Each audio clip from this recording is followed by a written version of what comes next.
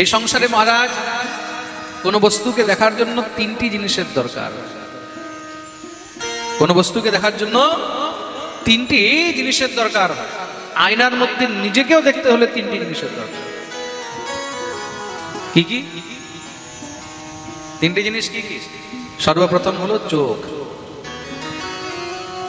প্রথম হলো চোখ। আর চোখের পরে দ্বিতীয় জিনিস কি? দ্বিতীয় হলো স্মৃতি। দ্বিতীয় হলো স্মৃতি। আর তৃতীয় হলো প্রকাশ।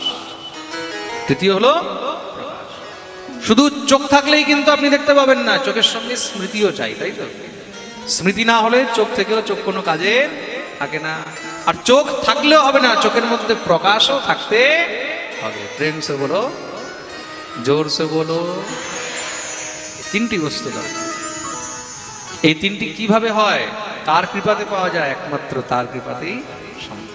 ব্রহ্মা দয়ো येन वशं प्रणीता। ব্রহ্মা থেকে নিয়ে সমস্ত যত জীব রয়েছে, যারা আপনাকে বরদান দিয়েছেন, তাদেরকে যে বল দিয়েছে, তিনি হলেন আমার প্রভু। তো প্রভু যদি এতই বলবান হয়, সেই হরি যদি এতই বলবান হয়, ক্বাসো यदिस सर्वत्र कस्मात् स्तम्भेन दृश्यते। তোর হরি যদি এতই বলবান হয়, তাহলে সামনে কেন আসে না? বাবা, আমার হরি তো সর্বত্র রয়েছে। যদি সর্বত্রে আছে, তাহলে সামনে খাম্বার মধ্যে কেন নেই? আমি এখানে কেন দেখতে পাচ্ছি না? বাবা, একবার আপনি ভাব দিয়ে দেখুন, আমার হরি তো স্তম্ভের মধ্যেও রয়েছে। তাই নাকি সঙ্গে সঙ্গে খড়গ নিয়ে যখনই মহারাজ স্তম্ভের মধ্যে জোরে মেরেছে, একদম মহারাজ চকনাচুর হয়ে দেখতে দেখতে তার মধ্যে থেকে হাজার হাজার সিংহের গর্জনা। এমন দিব্যরূপ ভগবান ধারণ করেছেন। সসত্বমেনম পরিতো বিপশ্যন স্তম্ভে সভায়াম অনুনির্ধ্যানম নায়ম মৃগো নাপি নরো বিচিত্রম অহো কিমেতন মৃগেন্দ্ররূপ। এমন বিচিত্র রূপ, না পশু না নর, অর্ধ সিংহ। বলিয়ে নরসিংহ ভগবান কি। ভগবান নৃসিংহ রূপ ধারণ করলেন। হিরণ্যকশিপু অট্টহাস করে বলছে, এই তো ভগবান, একে তো আমি এক্ষুনি মেরে ফেলবো, খেয়ে ফেলবো। বলে যখনই তেড়ে গেছে, ভগবান মারলেন জোরে এক ঘুষি। মারতে সেখানে মহারাজ ভূমিষ্ঠ হয়েছে। পড়তেই ভগবান সঙ্গে সঙ্গে তার হাত ধরে এমন আছাড় মারলেন, ঘোরাতে ঘোরাতে আছাড় মারতে মারতে মহারাজ টেনে নিয়ে গিয়ে সোজা দোয়ারের উপরে বসে জাঙের উপরে ফেলে দিলেন। শরীরে একদম মহারাজ হাড় গোড় সব ভেঙে দিয়েছে। হিরণ্যকশিপু বলছে, তুমি আমাকে মারতে পারবে না। ভগবান বললেন, কেন? বলে বরদান রয়েছে। কি বরদান? না দিনে মরবো না রাত্রে মরবো। ভগবান বললেন, এখন না দিন, এখন না রাত্রি। তাহলে দিবা রাত্রির সন্ধির সময়, এটাকে বলা হয়েছে সন্ধ্যাকাল। তো বন্দিয়ে শুনবে, প্রায় প্রায় এমনই সময় ছিল যেটা এখন এই সময় চলছে। আহা, দেখো সন্ধ্যার সময় নৃসিংহদেবের অবতার আর নৃসিংহদেবের কথা শুনছে আমরা। প্রেম সে বলো রাধে রাধে। তুমি আমাকে তাও মারতে পারবে না। ঘরে মরবো না বাইরে মরবো, না জলে না স্থলে না আকাশে না পাতালে। ভগবান বললেন, না ঘরে না বাইরে, তুই এখন দুয়ারে আছিস। না আকাশে না পাতালে না জলে না স্থলে, তুই আমার জাঙের উপরে আছিস। তুমি আমাকে তাও মারতে পারবে না। কেন? না নরের হাতে, না বানর, না দেব, না দানব, না পশু, না পক্ষী। ভগবান বললেন, না আমি নর, না আমি বানর, না পশু, না পক্ষী, অর্ধ নর অর্ধ সিংহ। তুমি আমাকে তাও মারতে পারবে না। কেন? বলে কোনো অস্ত্র শস্ত্রে আমার মৃত্যু নেই। ভগবান বললেন, তোর জন্য আমার এই বজ্রের মতো নখই পড়ে যাবে। তুমি আমাকে তাও মারতে পারবে না। কেন? 12 মাসে আমার মৃত্যু নেই। ভগবান বললেন, তার জন্যই বেটাই 13 মাস বানিয়েছে। আজ থেকে এটাকে সবাই অধিক মাস বলে জানিবে। প্রেম সে বলো রাধে। প্রত্যেক 3 বছর পরে অধিক মাস আসে। আগামী বছর 2023-এ আগামী বছর কিন্তু আবার অধিক মাস আসছে। কুম্বান দিয়ে শুনবে। 14 বা 16 জুলাই থেকে নিয়ে 14 বা 16 আগস্ট পর্যন্ত আমাদের অধিক মাস থাকবে।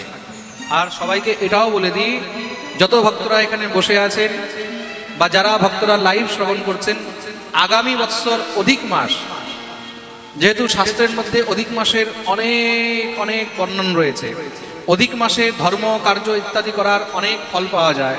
সুতরাং 3 বৎসর পরে অধিক মাস আসছে।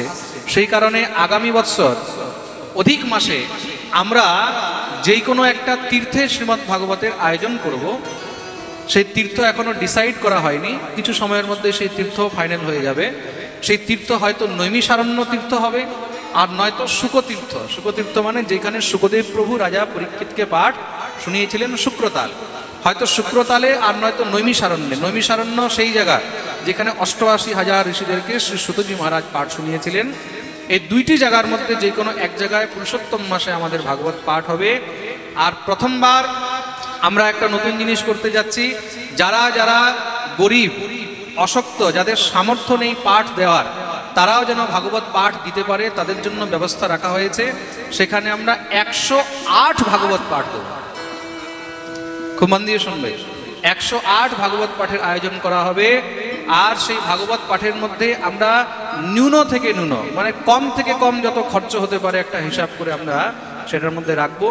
বেশি থেকে বেশি আমার অনুমান আছে 21 থেকে 25,000 টাকা পর্যন্ত এক একটি পাঠে খরচ হবে। যারা এত বড় পাঠ দিতে পারে না, এত ব্যবস্থা নেই, যারা নিজের মাতা পিতার নিমিত্তে বা নিজের পরিবারের নিমিত্তে বা নিজের মঙ্গলের নিমিত্তে পাঠ দিতে চাইবেন, তাদের জন্য সেখানে সেই ব্যবস্থা থাকবে। তাদের নিমিত্তে একটা একটা করে পাঠ হবে। প্রতিটা যজমানের জন্য আলাদা করে ব্রাহ্মণের ব্যবস্থা থাকবে, তারা তার জন্য পাঠ করবেন। তীর্থের মধ্যে বসে সেখানে পাঠের আয়োজন। কেন কি সবাই তীর্থেও পাঠ করাবার সামর্থ্য হয় না, সবার তো সামর্থ্য নেই যে 5 লাখ 10 লাখ খরচ করবে।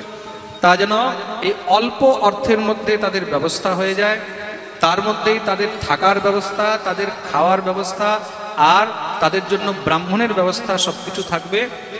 আগামী বছর পুরুষোত্তম মাসে, অধিক মাসে অতি শীঘ্রই আমরা তার ডেটও ফাইনাল করে দেব। আর লাইভ আপনারা সবাই শ্রবণ করতে পারেন, লাইভের মাধ্যমে আপনারা সেই ডেটও জানবেন।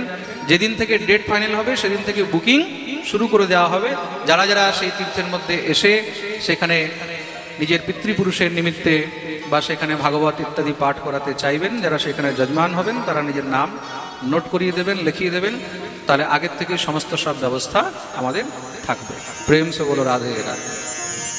এটা একটা অনেক বড় সুবিধা হয়ে যাবে সবার জন্য। এই অধিক মাস সৃষ্টি করলাম বলে তুমি আমাকে তা মারতে পারবে না, কেন ব্রহ্মা রচিত সৃষ্টির কোনো জীবের হাতে আমার মৃত্যু নেই। ভগবান বললেন, মূর্খ, সেই ব্রহ্মাকে যে জন্ম দিয়েছে আমি হলাম তার বাহক। দেখতেই দেখতে তার পেটের মধ্যে নখ ঢুকিয়ে সেখানেই তার গোবিন্দায় নমঃ বিদীর্ণ করে দিলেন। কিন্তু হিরণ্যকশিপুর উদ্ধার করেও ভগবান এত উগ্র হয়ে রয়েছেন, ক্রোধের কারণে ভগবান তার নাড়ি ভুড়িগুলো ছিঁড়ে সব এদিক ওদিকে ছুঁড়ে ফেলতে লাগলেন। সমস্ত দেবতাগণ এসেছে ভগবানের ক্রোধ শান্ত করার জন্য স্তুতি করতে, কিন্তু প্রভুর ক্রোধ আর শান্ত হচ্ছে না। মা ভগবতী লক্ষ্মীকে ডেকে নিয়ে আসলেন। লক্ষ্মী ভেবেছেন বোধহয় আমাকে দেখলে প্রভু শান্ত হবে, কিন্তু লক্ষ্মীকে দেখেই ভগবান এমন গর্জনা করেছেন, লক্ষ্মীও ভয়ের সোজা বৈকুণ্ঠে পালিয়েছে। আজ পর্যন্ত ভগবানকে শান্ত দেখেছিলেন, কিন্তু প্রথমবার এরকম উগ্র দেখলেন। তো ভগবান তো সবসময় শান্ত হয়ে রয়েছেন। শান্তাকারম ভুজগশয়নম পদ্মনাভম সুরেশম। কোনো মতেও যখন ক্রোধ শান্ত হচ্ছে না, মহাদেব বিচার করলেন যার জন্য প্রভু এত ক্রোধী হয়েছেন, প্রভুর ক্রোধকেও সেই শান্ত করতে পারবে। যা রক্ষার জন্য ভগবান অবতার নিয়েছেন, প্রভুর ক্রোধ সেই শান্ত করবে। সঙ্গে সঙ্গে প্রহ্লাদ কিন্তু সামনে দাঁড় করে দিলেন। প্রহ্লাদ, তোমার ঠাকুরকে তুমি সামনে। প্রহ্লাদ একদম নির্ভয় হয়ে গোবিন্দের সামনে দাঁড়িয়ে দিব্যস্তুতি আরম্ভ করেছেন। কেন সবার ভয় লাগছে, প্রহ্লাদের ভয় কেন লাগছে না? প্রহ্লাদ ভাবছে আমার ঠাকুর বোধহয় এমনই। ঠাকুরের সম্মুখে গিয়ে দিব্যস্তুতি আরম্ভ করলেন। সিংহ যদি কুপিত হয়, যদি গর্জনাও করে, তবুও সিংহের শিশু সিংহকে ভয় পায় না, তার কাছে দৌড়ে যায়। কেন সে জানে এটা আমার বাপ। তো ভক্তের সামনে ভগবান যতই মহারাজ ক্রুদ্ধ হোক, যতই কিছু হোক, ভক্ত ভয় পায় না। ভক্ত জানে এটা আমার বাপ। প্রেম সে বলো রাধে রাধে। ব্রহ্মাদয় সুরগণা মুনዮ তসিদ্ধা সত্ত্বৈকতানমতयो বচসাম প্রবাহে নারাধিতুম পুরগুণৈরধুনাপি বিপ্রভু কিম তোষ্টুমর্হতি সমে হরিরোগ্রজাতে। দিব্য ভগবানের স্তুতি করুন। ভগবানের ক্রোধ শান্ত হয়েছে, প্রহ্লাদকে নিয়ে ভগবান কোলে উঠিয়ে বসে গেছে। ক্রোধ শান্ত হলো। ভগবান প্রহ্লাদের উপরে কৃপা দৃষ্টি নিজের বৎসল ভাব দিয়ে প্রহ্লাদকে চাটতে লেগেছে। আহা, বলছে ভগবান চাটছেন কেন? অর্ধ সিংহ তো, সিংহ যখন নিজের সন্তানকে আদর করে, স্নেহ করে, তখন কিভাবে করে? চেটে চেটে। মনে রাখবে, সিংহ যখন নিজের সন্তানকে চাটে তখন আদর করে, আর সেই সিংহ যদি অন্য কাউকে চাটে না, চাটলে সঙ্গে সঙ্গে চামড়া ছুলে রক্ত বেরিয়ে যাবে। সিংহের জিহ্বা না কাঁটার মতো হয়। প্রেম সে বলো রাধে রাধে। দেখবে সেই ভগবান নিজের বাৎসল্য ভাব দিয়ে প্রহ্লাদকে চাটছেন। বলছে এটা চাটছেন না, ভগবান ভাবছেন সমস্ত জগৎ তো আমার চরণের রস আস্বাদন করতে সবসময় তৈরি হয়ে থাকে, একবার আমিও তো দেখি আমার ভক্তের মধ্যে কেমন রস আছে। ভগবান আজকে নিজের ভক্তের রস আস্বাদন করছে। প্রেম সে বলো রাধে। ভগবান প্রহ্লাদকে বললেন আমি তোমার উপর অত্যন্ত প্রসন্ন, তুমি বর চাও। প্রহ্লাদ বললেন প্রভু যদি দিতেই হয় এমন কৃপা করুন যেন আমার পিতার উদ্ধার হয়ে যায়, তিনি জীবনে অনেক পাপ করেছেন। ভগবান বললেন যে সময় তোমার জন্ম হয়েছে না সেই সময় তোমার পিতার উদ্ধার নিশ্চিত হয়ে গেছে।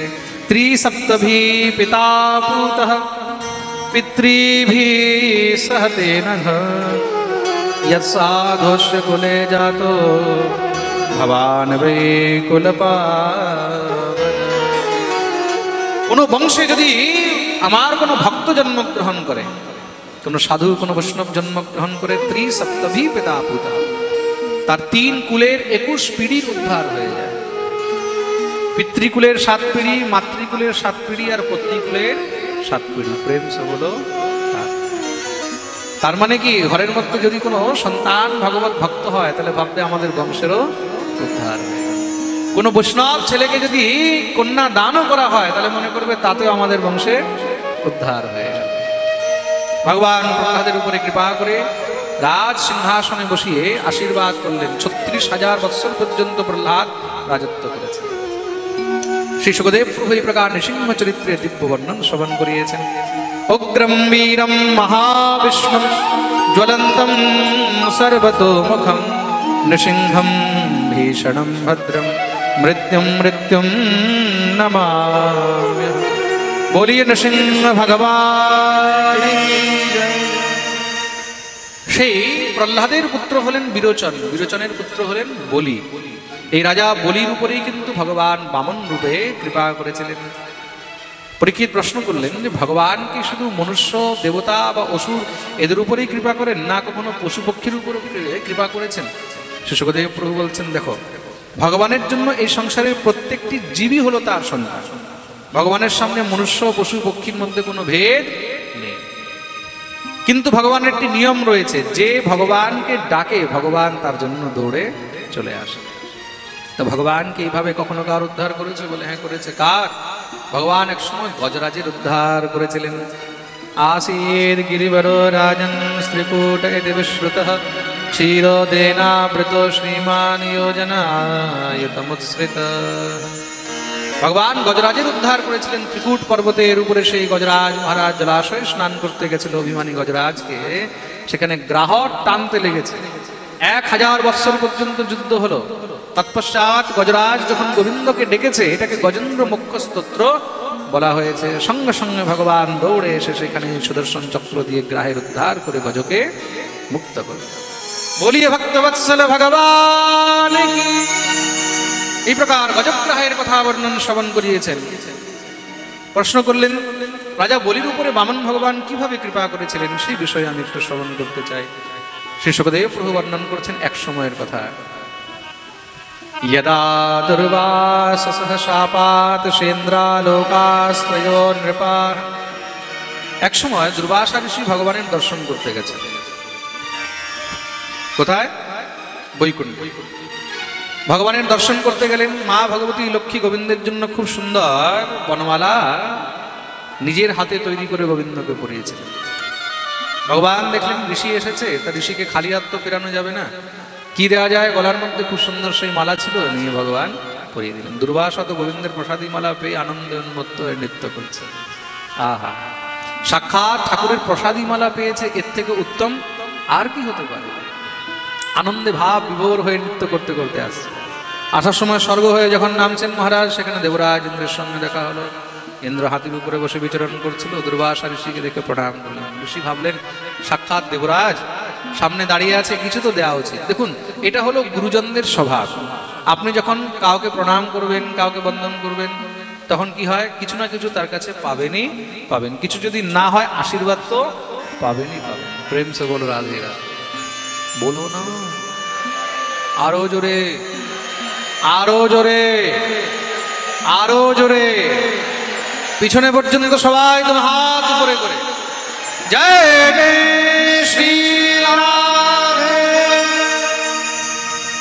দুর্বাসা ভাবলেন যে ভগবানের সাক্ষাৎ প্রসাদী মালা গলায় রয়েছে, এর থেকে উত্তম আর কি হতে পারে। তৎক্ষণাৎ তিনি সেই প্রসাদী মালা নিয়ে ইন্দ্রের গলায় দিয়ে দিলেন। এখন ইন্দ্র কি করেছে, সেই মালাটাকে খুলে সঙ্গে সঙ্গে হাতির মাথায় দিয়ে দিয়েছে। এখন হাতি তো হাতি, হাতির আর কি বুদ্ধি মারা, মাথায় মালা দিয়েছে, মালাটাকে সুর দিয়ে নিয়ে পায়ের নিচে ফেলে দিয়েছে। দুর্বাসা এই দৃশ্য দেখে কুপিত হয়ে গেল, অভিশাপ দিয়ে দিলেন, মূর্খ, ভগবানের প্রসাদী একটা মালা সামলাতে পারলি না, তাহলে এই স্বর্গে রাজত্ব কি করে সামলাতে? নিশ্রী কাশ্চা ভবস্তত্রণে সূর্যাদয় ক্রিয়া, যা তুই শ্রীহীন হয়ে যাবে।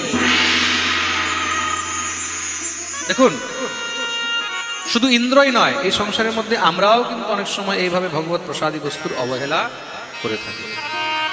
কোনো সময় কখনো কোনো ভগবত প্রসাদী বস্তুর অবহেলা করিতে নেই।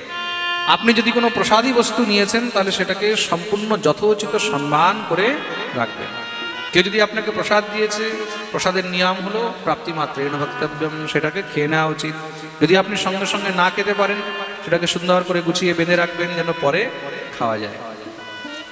আমরা কি করি, অনেক সময় প্রসাদ দিলাম, প্রসাদ নিয়ে বাইরে কুকুরকে দিয়ে দিচ্ছি, কোথাও ফেলে দিচ্ছি, কোথাও ইয়ে করে দিচ্ছি। এগুলো কি? এগুলো হলো অপরাধ।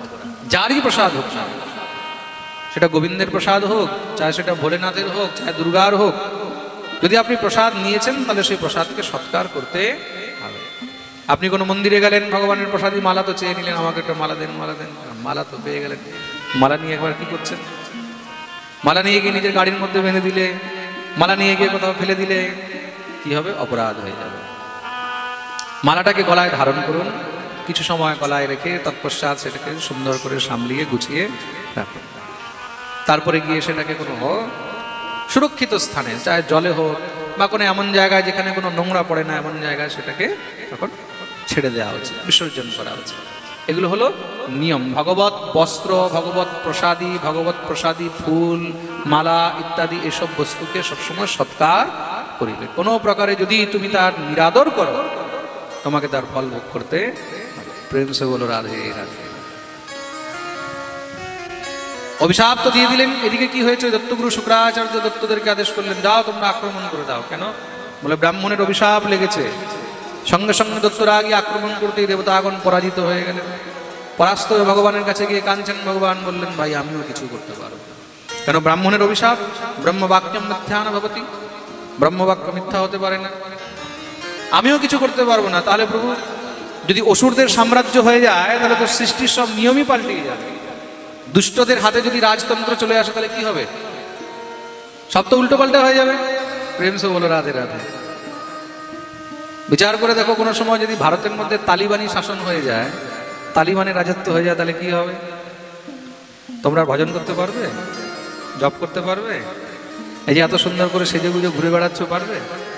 দেখলে গুলি মেরে দেবে, ধায় ধায়। প্রেম সে হলো রাধে রাধে। তার জন্য শিষ্টের শাসন সবসময় দরকার। দেবতারা বললেন, তাহলে তো পুরো সব উচ্ছৃঙ্খল হয়ে যাবে। ভগবান বললেন, দেখো একটি উপায় আছে, কি? তোমরা সবাই গিয়ে সমুদ্রের মন্থন করো। সমুদ্রের মন্থন করলে তার মধ্যে থেকে অমৃত বেরোবে। সেই অমৃত পান করলে তোমরা সব অমর হয়ে যাবে। কিন্তু প্রভু, সমুদ্র মন্থন করলে দত্তরা কি আমাদেরকে ছেড়ে দেবে? দৌড়ে এসে আক্রমণ করে দেবে, বন্দী বানিয়ে নেবে। আপনি যুক্তি তো ভালো দিয়েছেন, কিন্তু যুক্তি পুরো কি করে হবে? ভগবান বললেন, তাহলে একটা কাজ করো, তোমরা গিয়ে দত্তদের সঙ্গে সন্ধি করে নাও। ইয়াত দানব দেতে ইয়ান তাবৎ সন্ধি বিধিরিয়াতাম। অনেক সময় কি হয়, নিজের কাজ বের করার জন্য গাধাকেও বাপ ডাকতে হয়। প্রেম সে বলো রাধে রাধে। নিজের স্বার্থের জন্য অনেক সময় শত্রুর সঙ্গেও মিত্রতা করে নিতে হয়। বলে না, सच्चाई छुप नहीं सकती बनावट के उसूलों से, खुशबू आ नहीं सकती कागज के फूलों से। এটা কথা আছে না? तो बोलते सच्चाई भी छुप सकती है अगर आपस में मेल हो, और खुशबू भी आ सकती है अगर कागज में तेल हो। प्रेम से बोलो राधे राधे। শত্রুর সঙ্গে অনেক সময় মিত্রতা করে নিতে হয়। যাও তোমরা মিত্রতা করো, কিন্তু প্রভু, মিত্রতা করে তাদের সঙ্গে যদি আমরা সমুদ্র মন্থন করি, তাহলে তো তাদেরকেও অমৃত দিতে হবে। ভগবান বললেন, সে তো দিতে হবে। তাহলে লাভ কি হলো? তারাও অমর, আমরাও অমর। ভগবান বললেন, চিন্তা করো না, তোমরা কর্ম করো, ফল আমি দেব, ফলের চিন্তা করো। এই সংসারে অমৃত কে পান করবে কে করবে না, সেটা আমি দেখব। দেবতারা বললেন ঠিক আছে প্রভু, যখন আপনি বলে দিয়েছেন আর কোনো চিন্তা নেই। দত্তদের সঙ্গে গিয়ে সন্ধি করলেন, দত্তরাও রাজি হয়ে গেছে। কেন? অমৃত কে বা না চায়? এ সংসারে কেউ চাইবে যে আমি মরে যাই? সবাই তো চায় যেন আমরা একদম জোয়ান থাকি, সুন্দর থাকি। বুড়ো হতে চায় না মানুষ, মরতে কেউ চাইবে? একটু চুল সাদা হলে সঙ্গে সঙ্গে সুপার বাসমল, গোদরেজ, কালি, মেহেন্দি। আমরা চুলগুলো পর্যন্ত সাদা দেখাতে চাই না, সবসময় জোয়ান হয়ে থাকতে চাই। তাহলে মরতে কে চাইবে? দত্তরাও রাজি হয়ে গেছে। ঠিক আছে ভাই, চলো সমুদ্র মন্থন হবে। এখন মন্থনের জন্য সেই মথানি চাই।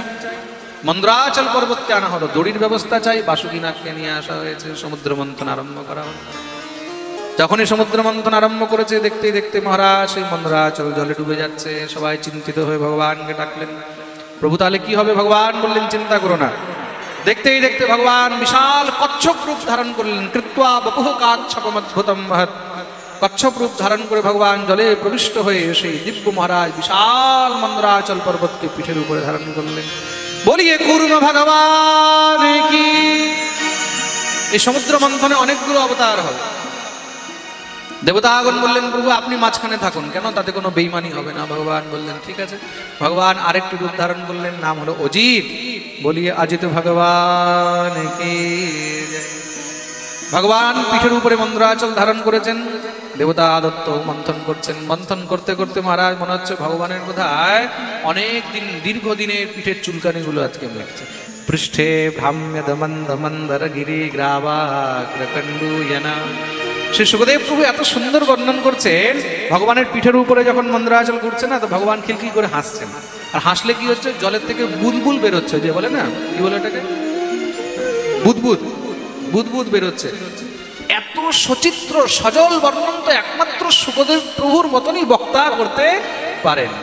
মনে হচ্ছে বোধহয় তিনি সেখানেই দাঁড়িয়েছিলেন, এতটা মহারাজ সজল বর্ণন। আহা, সমুদ্র মন্থন হতে হতে সর্বপ্রথম কি বেরোলো? এবার তার মধ্যে থেকে হলাহল বিষ বেরিয়েছে। সেই বিষের জ্বালায় আর কেউ দাঁড়াতে পারছে না। সবাই ভগবানের কাছে গিয়ে উপস্থিত, প্রভু রক্ষা করো। ভগবান বললেন ভাই দেখো, এতক্ষণ পর্যন্ত আমি দেখেছি, এবার আর আমি কিছু করতে পারবো না। কেন? এটা আমার ডিপার্টমেন্টের আন্ডারে নেই, এই বিষ আমার ডিপার্টমেন্টের আন্ডারে নেই। আমি হলাম মাখন মিশ্রি খাওয়ার লোক। তাহলে এই বিষ তো একজনই দেখেন, কে? বিষধর দেবাদিদেব মহাদেব। যাও তার কাছে, তিনি তোমাদের রক্ষা করবেন। সবাই দৌড়ে মহাদেবের কাছে গিয়ে উপস্থিত হলেন। দিব্যস্তুতি আরম্ভ করেছেন। দেব দেব মহাদেব, দেব দেব মহাদেব, ভূতাত্মন ভূত ভাবন, দেব দেব মহাদেব, ভূতাত্মন ভূত ভাবন, ত্রাহিণ শরণাপন্না, ত্রৈলোক্য দহনা বৃষা, ত্রাহিণ শরণাপন্না,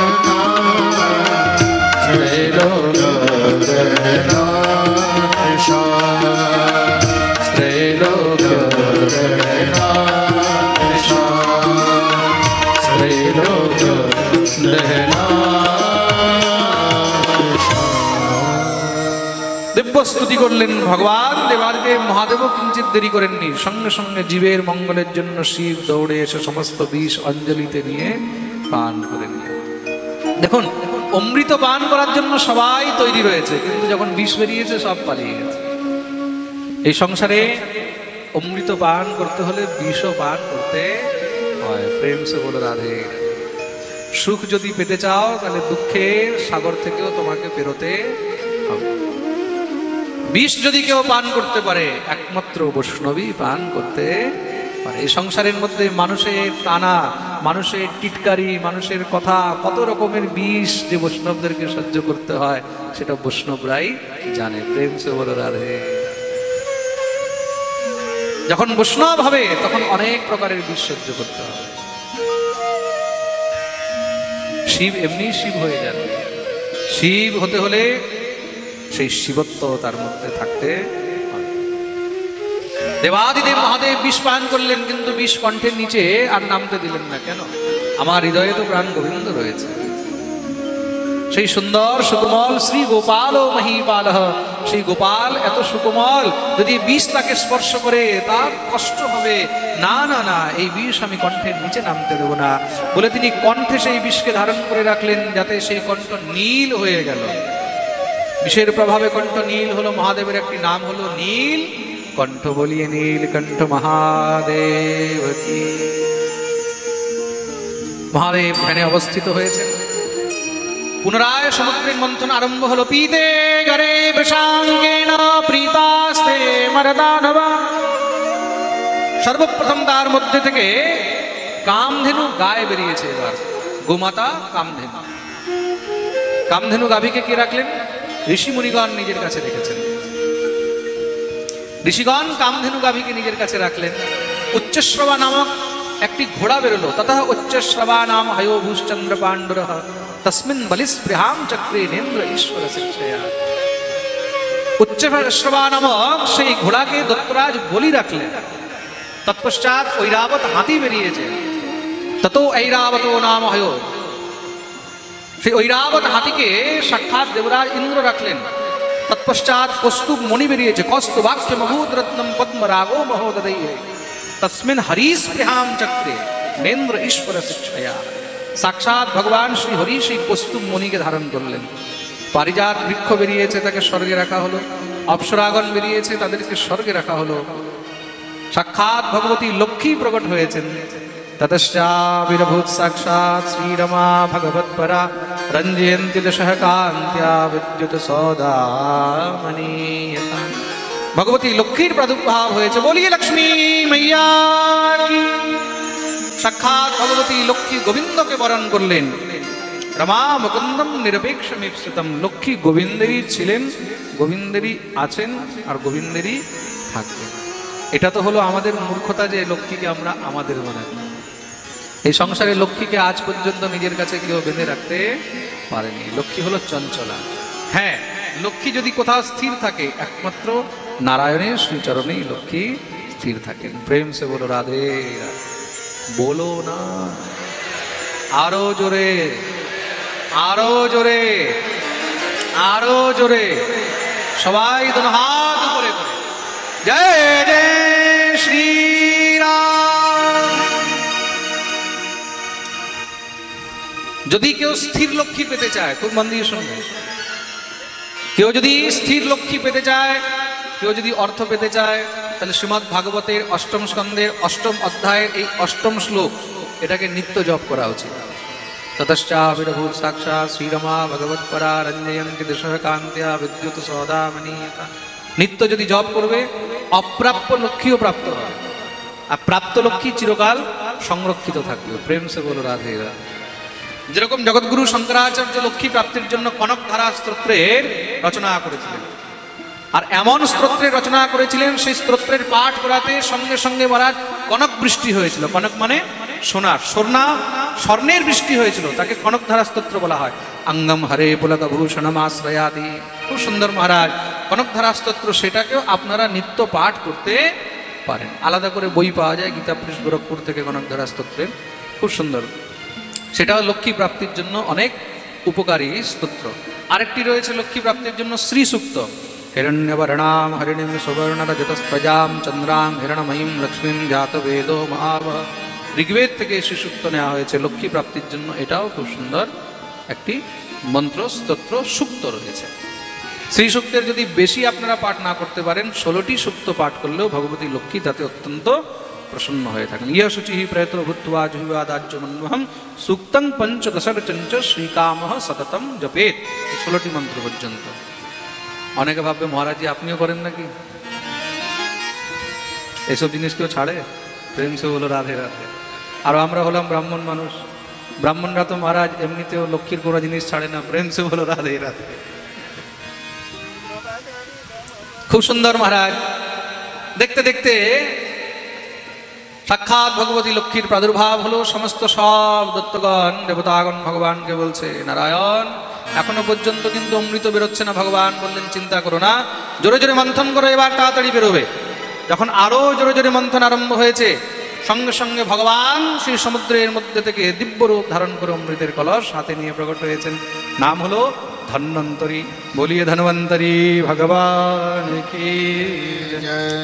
এটা আরেকটি অবতার। আর যেদিন ভগবান প্রকট হয়েছিলেন সেই তিথি কোন সময় ছিল, কোন দিন ছিল? কার্তিক মাস কৃষ্ণপক্ষ ত্রয়োদশী তিথি, যেটাকে ধনত্রয়োদশী বা ধনতেরস বলা হয়। সাক্ষাৎ ধন্বন্তরী ভগবান প্রকট হলেন। বলিয়ে ধন্বন্তরী ভগবান কি। তার জন্য ধনত্রয়োদশীর দিন ধন্বন্তরী ভগবানের পুজো করা হয়।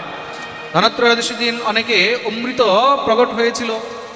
অনেক জায়গায় ধনত্রয়োদশীর দিন, ধনতেরসের দিন নতুন বস্তু ক্রয় করারও বিধান থাকে। অনেকে নতুন জিনিস কিনে, কেউ বাসন কিনে, কেউ কাপড় চোপড় কিনে, যাদের কাছে বেশি মোটা মাল আছে সোনা গয়না কিনে, হ্যাঁ, অনেকে ঘর বাড়িও কিনে, অনেকে গাড়িও কিনে। কিন্তু ধনতেরসের দিন আপনারা কিছু কিনুন না কিনুন, একটা জিনিস অবশ্যই কেনা উচিত। গরিব থেকে গরিব, ধনী থেকে ধনী, সবাইকে ধনত্রয়োদশী দিন কিছু হোক না হোক নিজের গৃহের মধ্যে ঝাড়ু অবশ্যই কেনা উচিত।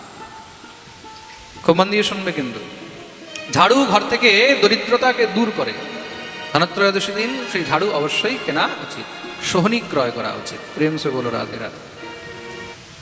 যখনই অমৃতের কলস নিয়ে বেরিয়েছে সঙ্গে সঙ্গে দত্তরা কি করলেন? ধন্বন্তরী ভগবানের হাত থেকে সেই অমৃতের কলস ছিনিয়ে নিয়ে সব পালাতে লেগেছে। দেবতাগণ তো এবার ঠাকুরের কাছে গিয়ে কাঁদতে লেগেছে, প্রভু এই কি হলো? আপনার সামনে এত বড় অন্যায়। ভগবান বললেন চিন্তা করো না, দেখো এই সংসারে মানুষ সুখ সম্পত্তি বৈভব সবকিছু পেতে পারে, কিন্তু আমার কৃপা ছাড়া সেটাকে উপভোগ করতে পারে না। গোবিন্দের কৃপা না হলে এই সংসারে সবকিছু পেয়েও কিছু ভোগ করা যায় না। মনে রাখবে, কোটি কোটি টাকা ব্যাংকে রয়েছে, দেখা গেল সকাল থেকে বিকেল পর্যন্ত শুধু সিদ্ধ খেতে হচ্ছে। কেন? বলে ডাক্তার মানা করেছে, high sugar, high pressure.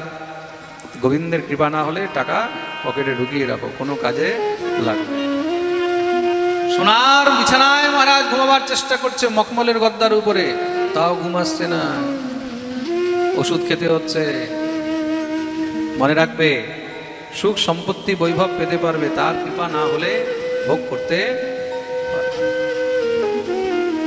Crore crore টাকা রয়েছে, 10 দাস দাসী রয়েছে মহারাজ, বিছানায় পড়ে আছে।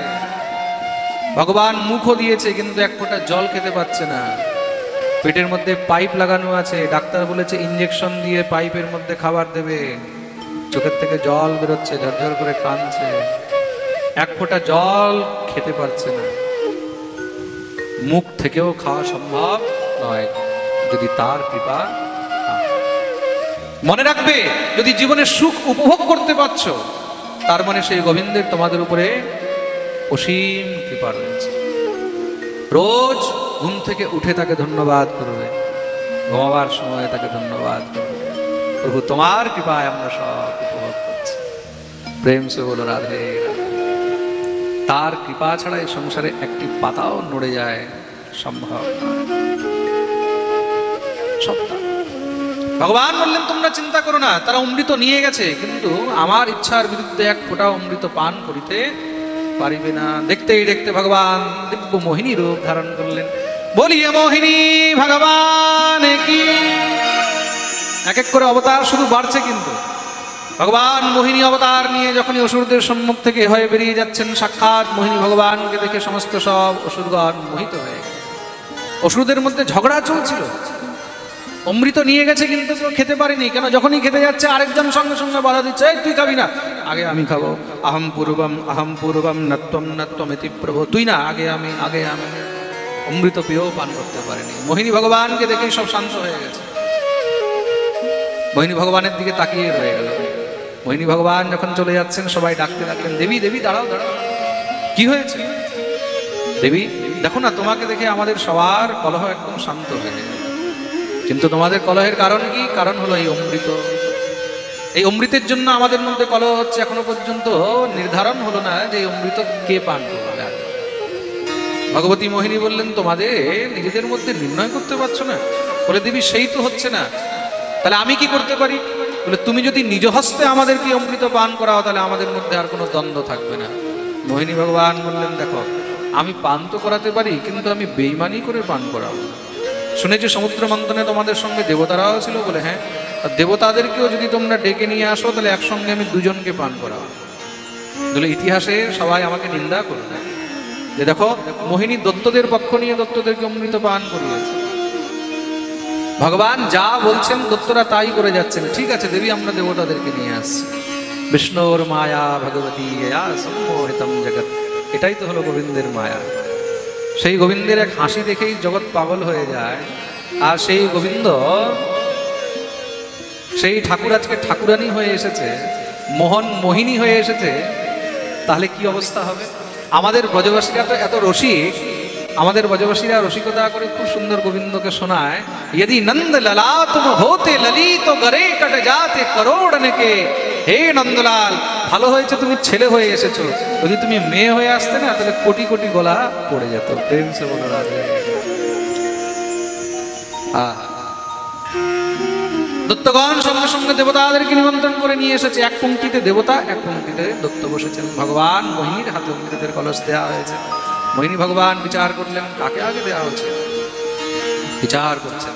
আসুরাণাম সুধাদানম সর্পাণাম নিবদুর্নয়ম।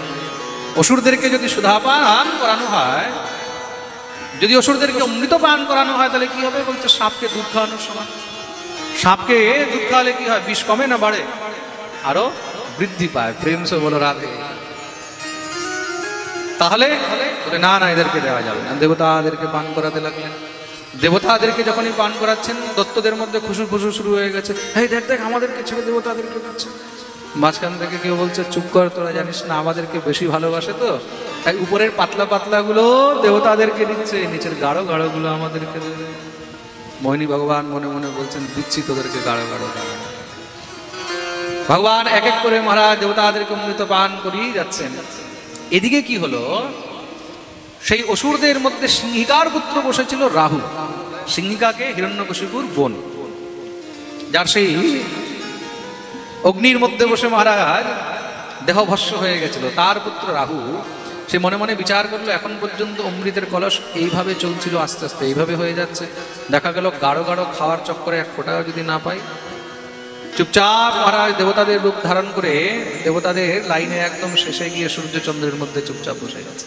ভগবান সূর্যকে অমৃত পান করালেন, রাহুকে দিয়েছেন, চন্দ্রমাকে পান করাচ্ছেন। চন্দ্রমা দৃষ্টি পড়তেই চন্দ্রমা বুঝে গেছে তো কোনো ওষুধ, মুখে অমৃত নিয়ে হু হু হু করতে লেগেছে। ভগবান বললেন কি হয়েছে?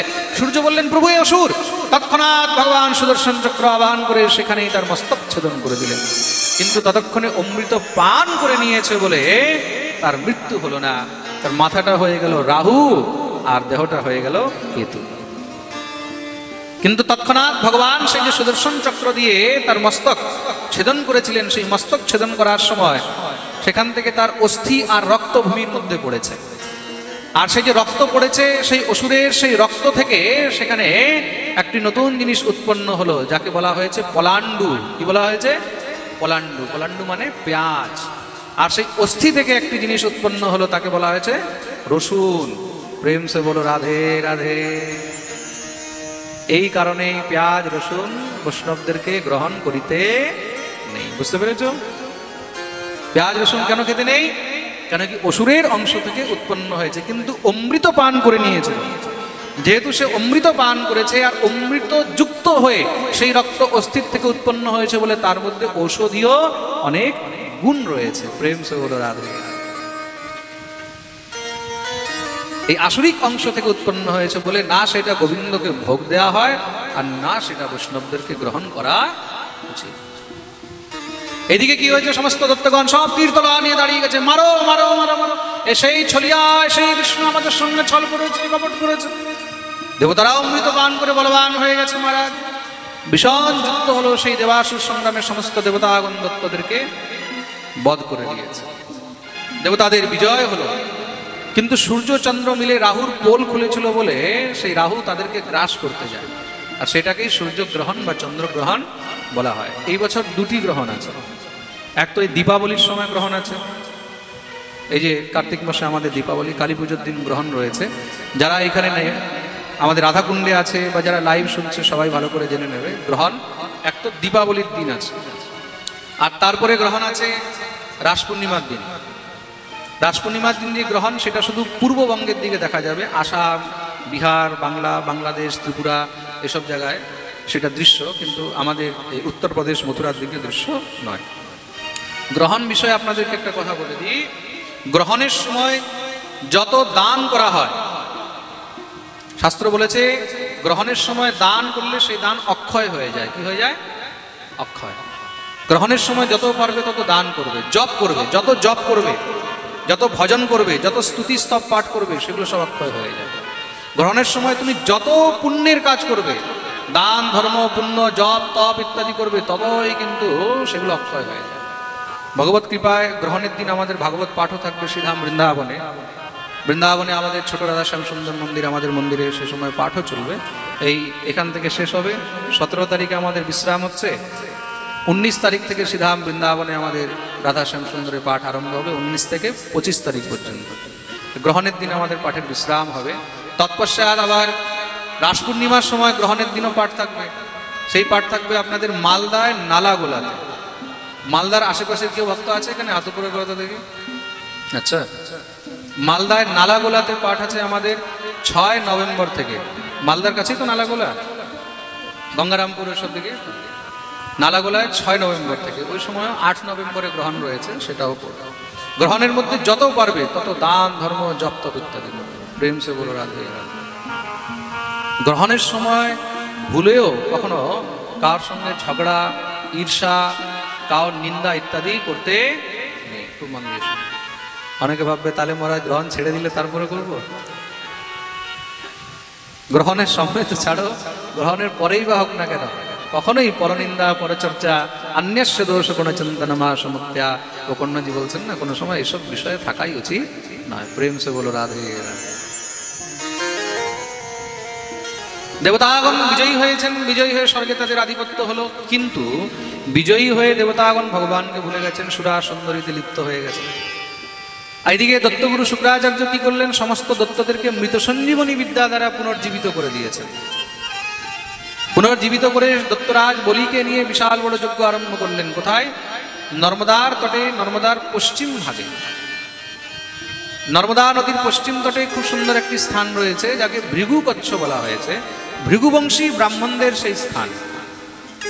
সেই ভৃগুকচ্ছ নামক স্থানের মধ্যে বিশাল বড় মহারাজ যজ্ঞ আরম্ভ করলেন। সেই যজ্ঞের মধ্যে দত্তরাজ বলি ব্রাহ্মণদেরকে খুব করে দান আরম্ভ করেছে। খুব মন দিয়ে শুনবেন। কিন্তু ব্রাহ্মণদেরকে দান করাতে সমস্ত সব তপস্বী ব্রাহ্মণগণ দত্তরাজ বলিকে আশীর্বাদ দিলেন, রাজন ত্রৈলোক্য বিজয়ী ভব। 3 লোকে তোমার জয় জয়কার হোক, তুমি 3 লোকে বিজয় প্রাপ্ত করবে। দত্তগুরু শুক্রাচার্য বলিকে বললেন, যাও তুমি আক্রমণ করে দাও, স্বর্গে গিয়ে আক্রমণ করো। বলি বললেন, গুরুদেব স্বর্গে গিয়ে আক্রমণ করে লাভ কি হবে? তারা তো অমৃত পান করে নিয়েছে। শুক্রাচার্য খুব সুন্দর একটি কথা বললেন, দেখো তারা অমৃত পান করেও কিন্তু ভগবানকে ভুলে গেছে। আর তোমার উপরে এখন যজ্ঞ ভগবানের কৃপা রয়েছে, শুধু যজ্ঞই নয় ব্রাহ্মণদের কৃপা রয়েছে। আর এই সংসারের মধ্যে আশীর্বাদ থেকে বড় অমৃতের মধ্যেও কিন্তু দম নেই। যাও তোমরা আক্রমণ করে দাও। দত্তগণ আক্রমণ করেছে, সমস্ত দেবতাগণ অমৃত পান করেও কিন্তু পরাজিত হয়ে। তার মানে কি? শাস্ত্র যে বলছে বিপদো নৈব বিপদঃ সম্পদো নৈব সম্পদঃ বিপদ বিস্মরণম বিষ্ণু সম্পদ নারায়ণ স্মৃতি। এই সংসারের মধ্যে একমাত্র সম্পত্তি হলো ভগবানের নাম। যদি তুমি গোবিন্দকে মনে রেখেছো, যদি তুমি ঠাকুর সেবা নিয়ে আছো, সেটাই হলো সব থেকে বড় সম্পত্তি। প্রেম সে বলো রাধে রাধে। আর যদি তুমি অর্থ নিয়ে ভগবানকে ভুলে গেছো, তাহলে সেটাই হলো সব থেকে বড় বিপত্তি। মহাভারতের যুদ্ধের পূর্বে ভগবানের কাছে 2 জন কিন্তু এসেছিলেন, আর 2 জনই ভগবানের কুটুম। ভগবান বলেছেন যে যা চাইবে তাকে তাই দেবো। কি? একজনকে সৈন্য দেবো, আরেকজনের কাছে আমি নিজে থাকবো। কে কে এসেছে চাইতে? এক হলো মহারাজ অর্জুন, আরেক হলো দুর্যোধন। অর্জুনও ভগবানের কুটুম, দুর্যোধনও ভগবানের কুটুম, দুজনই তো ভগবানের কুটুম। দুর্যোধন হলো ভগবানের বিয়াই, ছেলে বিয়ে দিয়েছে না দুর্যোধনের মেয়ের সঙ্গে। এক হলো বিয়াই মশাই, আরেক হলো বনজামাই, উপর থেকে আবার পিসির ছেলে। প্রেম সে বলো রাধে রাধে। তো 2 জন এসেছে মহারাজ। তার মধ্যে দুর্যোধন কি চেয়েছে? আর অর্জুন কি চেয়েছে? অর্জুন একমাত্র গোবিন্দকে চেয়েছে। আর দুর্যোধন ভগবান শ্রীহরির 5 অক্ষহীনী সেনা নিয়েছে। যদুবংশীদের কত সেনা ছিল? 5 অক্ষহীনী। একলা কৃষ্ণ কি 5 অক্ষহীনী সেনার সামনে? কিন্তু সে জানে না, যার উপরে গোবিন্দের চরণাশ্রয় রয়েছে তার সামনে 5 তো ছাড়ো, 5 লক্ষ অক্ষহীনী থাকলেও কোনো ফারাক পড়ে না। প্রেম সে বলো রাধে।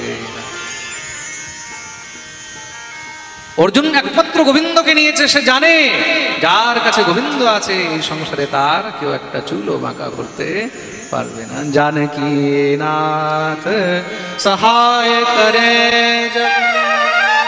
कौन बिगाड़ करे नर तेरो, कौन बिगाड़ करे नर तेरो। দেবতাগণ পরাজিত হয়ে যত্রতত্র সব ঘুরে বেড়াচ্ছে। দেবতাদের মাতা ভগবতী অদিতি নিজের স্বামী কশ্যপের কাছে গিয়ে প্রার্থনা করছেন, না একটি কথা বলবো, আমার পুত্ররা সব ছড়িয়ে ছিটিয়ে রয়েছে, এমন কি কৃপা হতে পারে না যে আমার গর্ভের থেকে কোনো বলবান পুত্র জন্মগ্রহণ করুক, যে সমস্ত দত্তদেরকে পরাজিত করে আমার দেবতা পুত্রদেরকে সমস্ত সব সম্পত্তি আবার যেন ফিরিয়ে দিতে পারে। কশ্যপ বললেন, নিশ্চয়ই হতে পারে, তার জন্য তোমাকে ব্রত করতে হবে, সাধনা করতে হবে। কি ব্রত? আপনি আমাকে উপদেশ করুন, আমি করবো। খুব সুন্দর উপদেশ করলেন, তার নাম হলো পয়োব্রত। फाल्गुनश्यामले पक्षे द्वादशाहं पयोव्रतः अर्चयेदरविन्दाक्षं भक्त्या परमयान्वितः। ফাল্গুন মাসে শুক্লপক্ষে প্রতিপদ থেকে নিয়ে দ্বাদশী তিথি পর্যন্ত যে ব্রত করা হয়, শুধুমাত্র পয়ঃপানম ক্রিয়া, দুগ্ধপান করে সে ব্রত করা হয়। আরও অনেক অনেক নিয়ম রয়েছে, সেই সমস্ত নিয়ম বললেন। মা ভগবতী অদিতি নিয়ম করে সেই পয়ব্রত পালন করাতে ভগবান প্রসন্ন হয়ে দর্শন দিলেন, মা বর চাও। মা ভগবতী অদিতি বললেন, মা বলেছো তোমার মতন একটি পুত্র চাই। ভগবান বললেন, আমার মতন কোথার থেকে আনবো? আই এম অনলি ওয়ান, একোহম দ্বিতীয় নাস্তি, আমি তো এক, ওয়ান অ্যান্ড অনলি, দ্বিতীয় কোথার থেকে আনবো? বলে, আমি সেসব জানি না, আমাকে তোমার মতন পুত্র চাই। ভগবান বললেন, ঠিক আছে মা, তুমি যখন চেয়েছো তাহলে আমি স্বয়ং তোমার ঘরে পুত্র হয়ে জন্মগ্রহণ করব। ভগবান কথা দিলেন, সাক্ষাৎ ভগবতী অদিতির গর্ভে ভগবান এসেছেন। দেখতে দেখতে সময় পেরিয়ে যাচ্ছে। ভাদ্র মাস শুক্লপক্ষ দ্বাদশী তিথি, শ্রবণায়াম শ্রবণ দ্বাদশ্যাম মুহূর্তে অভিজিত প্রভু সর্বে নক্ষত্র তারাদ্য চক্রস্তজ্জন্ম দক্ষিণম। ভাদ্র মাস শুক্লপক্ষ দ্বাদশী তিথি, যেটাকে শ্রবণা দ্বাদশী বা বিজয়া দ্বাদশী বলা হয়, সেদিন সাক্ষাৎ ভগবান মা অদিতির গর্ভের থেকে একদম মধ্যাহ্ন সময়, ঠিক দুপুর বেলায় অভিজিৎ মুহূর্তে ভগবান প্রকট হয়েছেন। তম বটম বামনম দৃष्ट्वा মোদমানা মহর্ষয়ঃ। দেখতেই দেখতে মহারাজ বাড়তে লাগলেন, 52 আঙুলের হলেন। নাম হলো বামন। বলিয়ে বামন ভগবান। আহা হা, কি সুন্দর বামন ভগবানের সেই রূপ। শিশুদেব প্রভু বলছেন, মোদমানা মহর্ষয়ঃ। বড় বড় ঋষি মুনিদের পর্যন্ত মনকে হরণ করে নিয়েছেন। উপনয়ন সংস্কার করা হলো বামন ভগবানের। সাক্ষাৎ ভগবতী অম্বিকা অন্নপূর্ণা ভিক্ষা দিয়েছেন। বামন ভগবান এবার ভিক্ষা করতে বেরিয়েছেন। কোথায়? রাজা বলির দুয়ারে। বামন ভগবান রাজা বলির দুয়ারে গেছেন।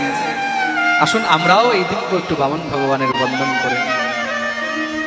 তোর দুয়ারে ভিখারি আজ স্বয়ং ভগবান, তোর দুয়ারে ভিখারি আজ স্বয়ং ভগবান, তোর দুয়ারে ভিখারি আজ স্বয়ং ভগবান, তোর দুয়ারে ভিখারি আজ স্বয়ং ভগবান। অমর হয়ে থাকবে রে না, অমর হয়ে থাকবে রে নাম কর না কিছু দান, স্বয়ং ভগবান। তোর দুয়ারে ভিখারি আর স্বয়ং ভগবান, তোর দুয়ারে ভিখারি আর স্বয়ং ভগবান। এইভাবে নয়, তোর হাত উপরে করে তালি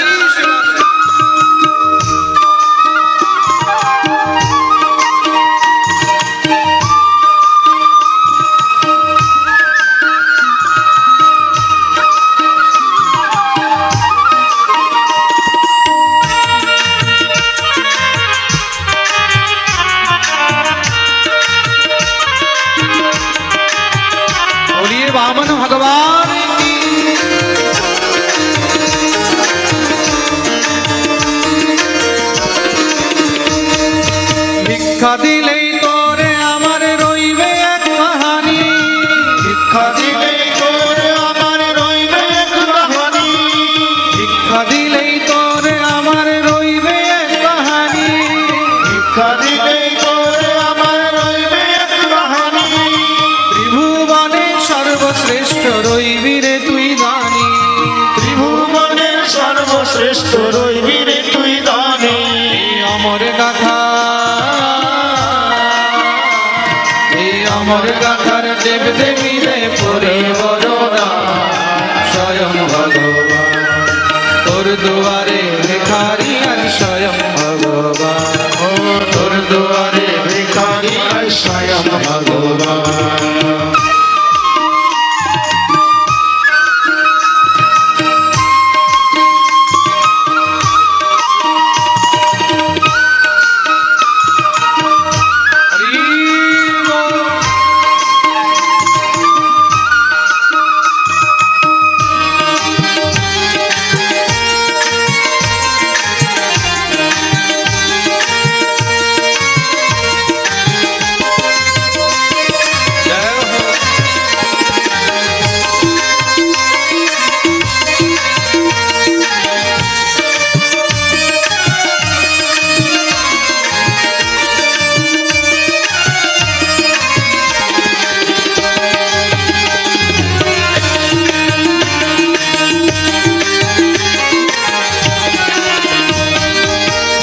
চরাচর হলো দুঃখেরই বাসা, বিশ্ব চরাচর হলো দুঃখেরই ভাষা, তোর কাছেই ভিক্ষা পাবো করেছি আশা, তোর কাছে ভিক্ষা পাবো করেছি আশা। ত্রিজগতের নাথ গো প্রভু দয়াময়, জগতের নাথ গো প্রভু দয়াময়, সকলই তোমার আমি উপলক্ষ হই, সকলই তোমার আমি উপলব্ধ হই। সারাটা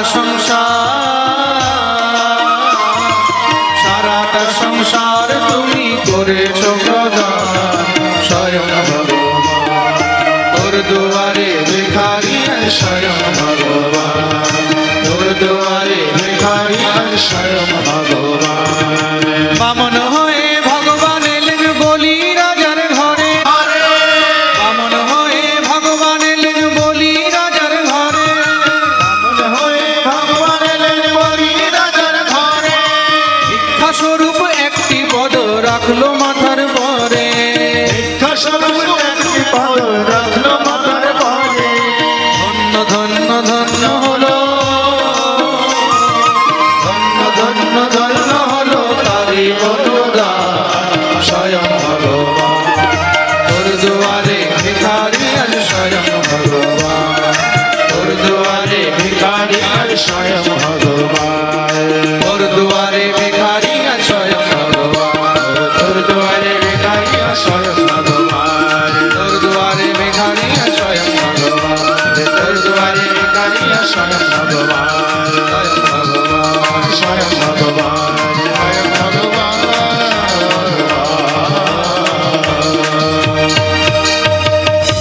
बोलिए वामन भगवान की जय। श्री वामन भगवान राजा বলির দ্বারে উপস্থিত হয়েছেন। যজ্ঞশালা থেকে যখনই বামন ভগবানকে দর্শন করেছেন, রাজা বলির সঙ্গে সঙ্গে বামন ভগবানের প্রতি আকর্ষিত হয়ে সঙ্গে সঙ্গে মহারাজ আসনের নিচে জল ছেড়ে দৌড়ে গিয়ে উপস্থিত হয়েছেন। বামন ভগবানের শ্রীচরণে গিয়ে প্রণাম করলেন, প্রার্থনা করলেন, स्वागतं ते नमस्तुभ्यं ब्रह्मन् किं करवामि ब्रह्मर्षीणां तपः साक्षात् मन्ये त्वार्यवपुर्धरम्। আসুন আসুন ভগবান, আপনার স্বাগত জানাই।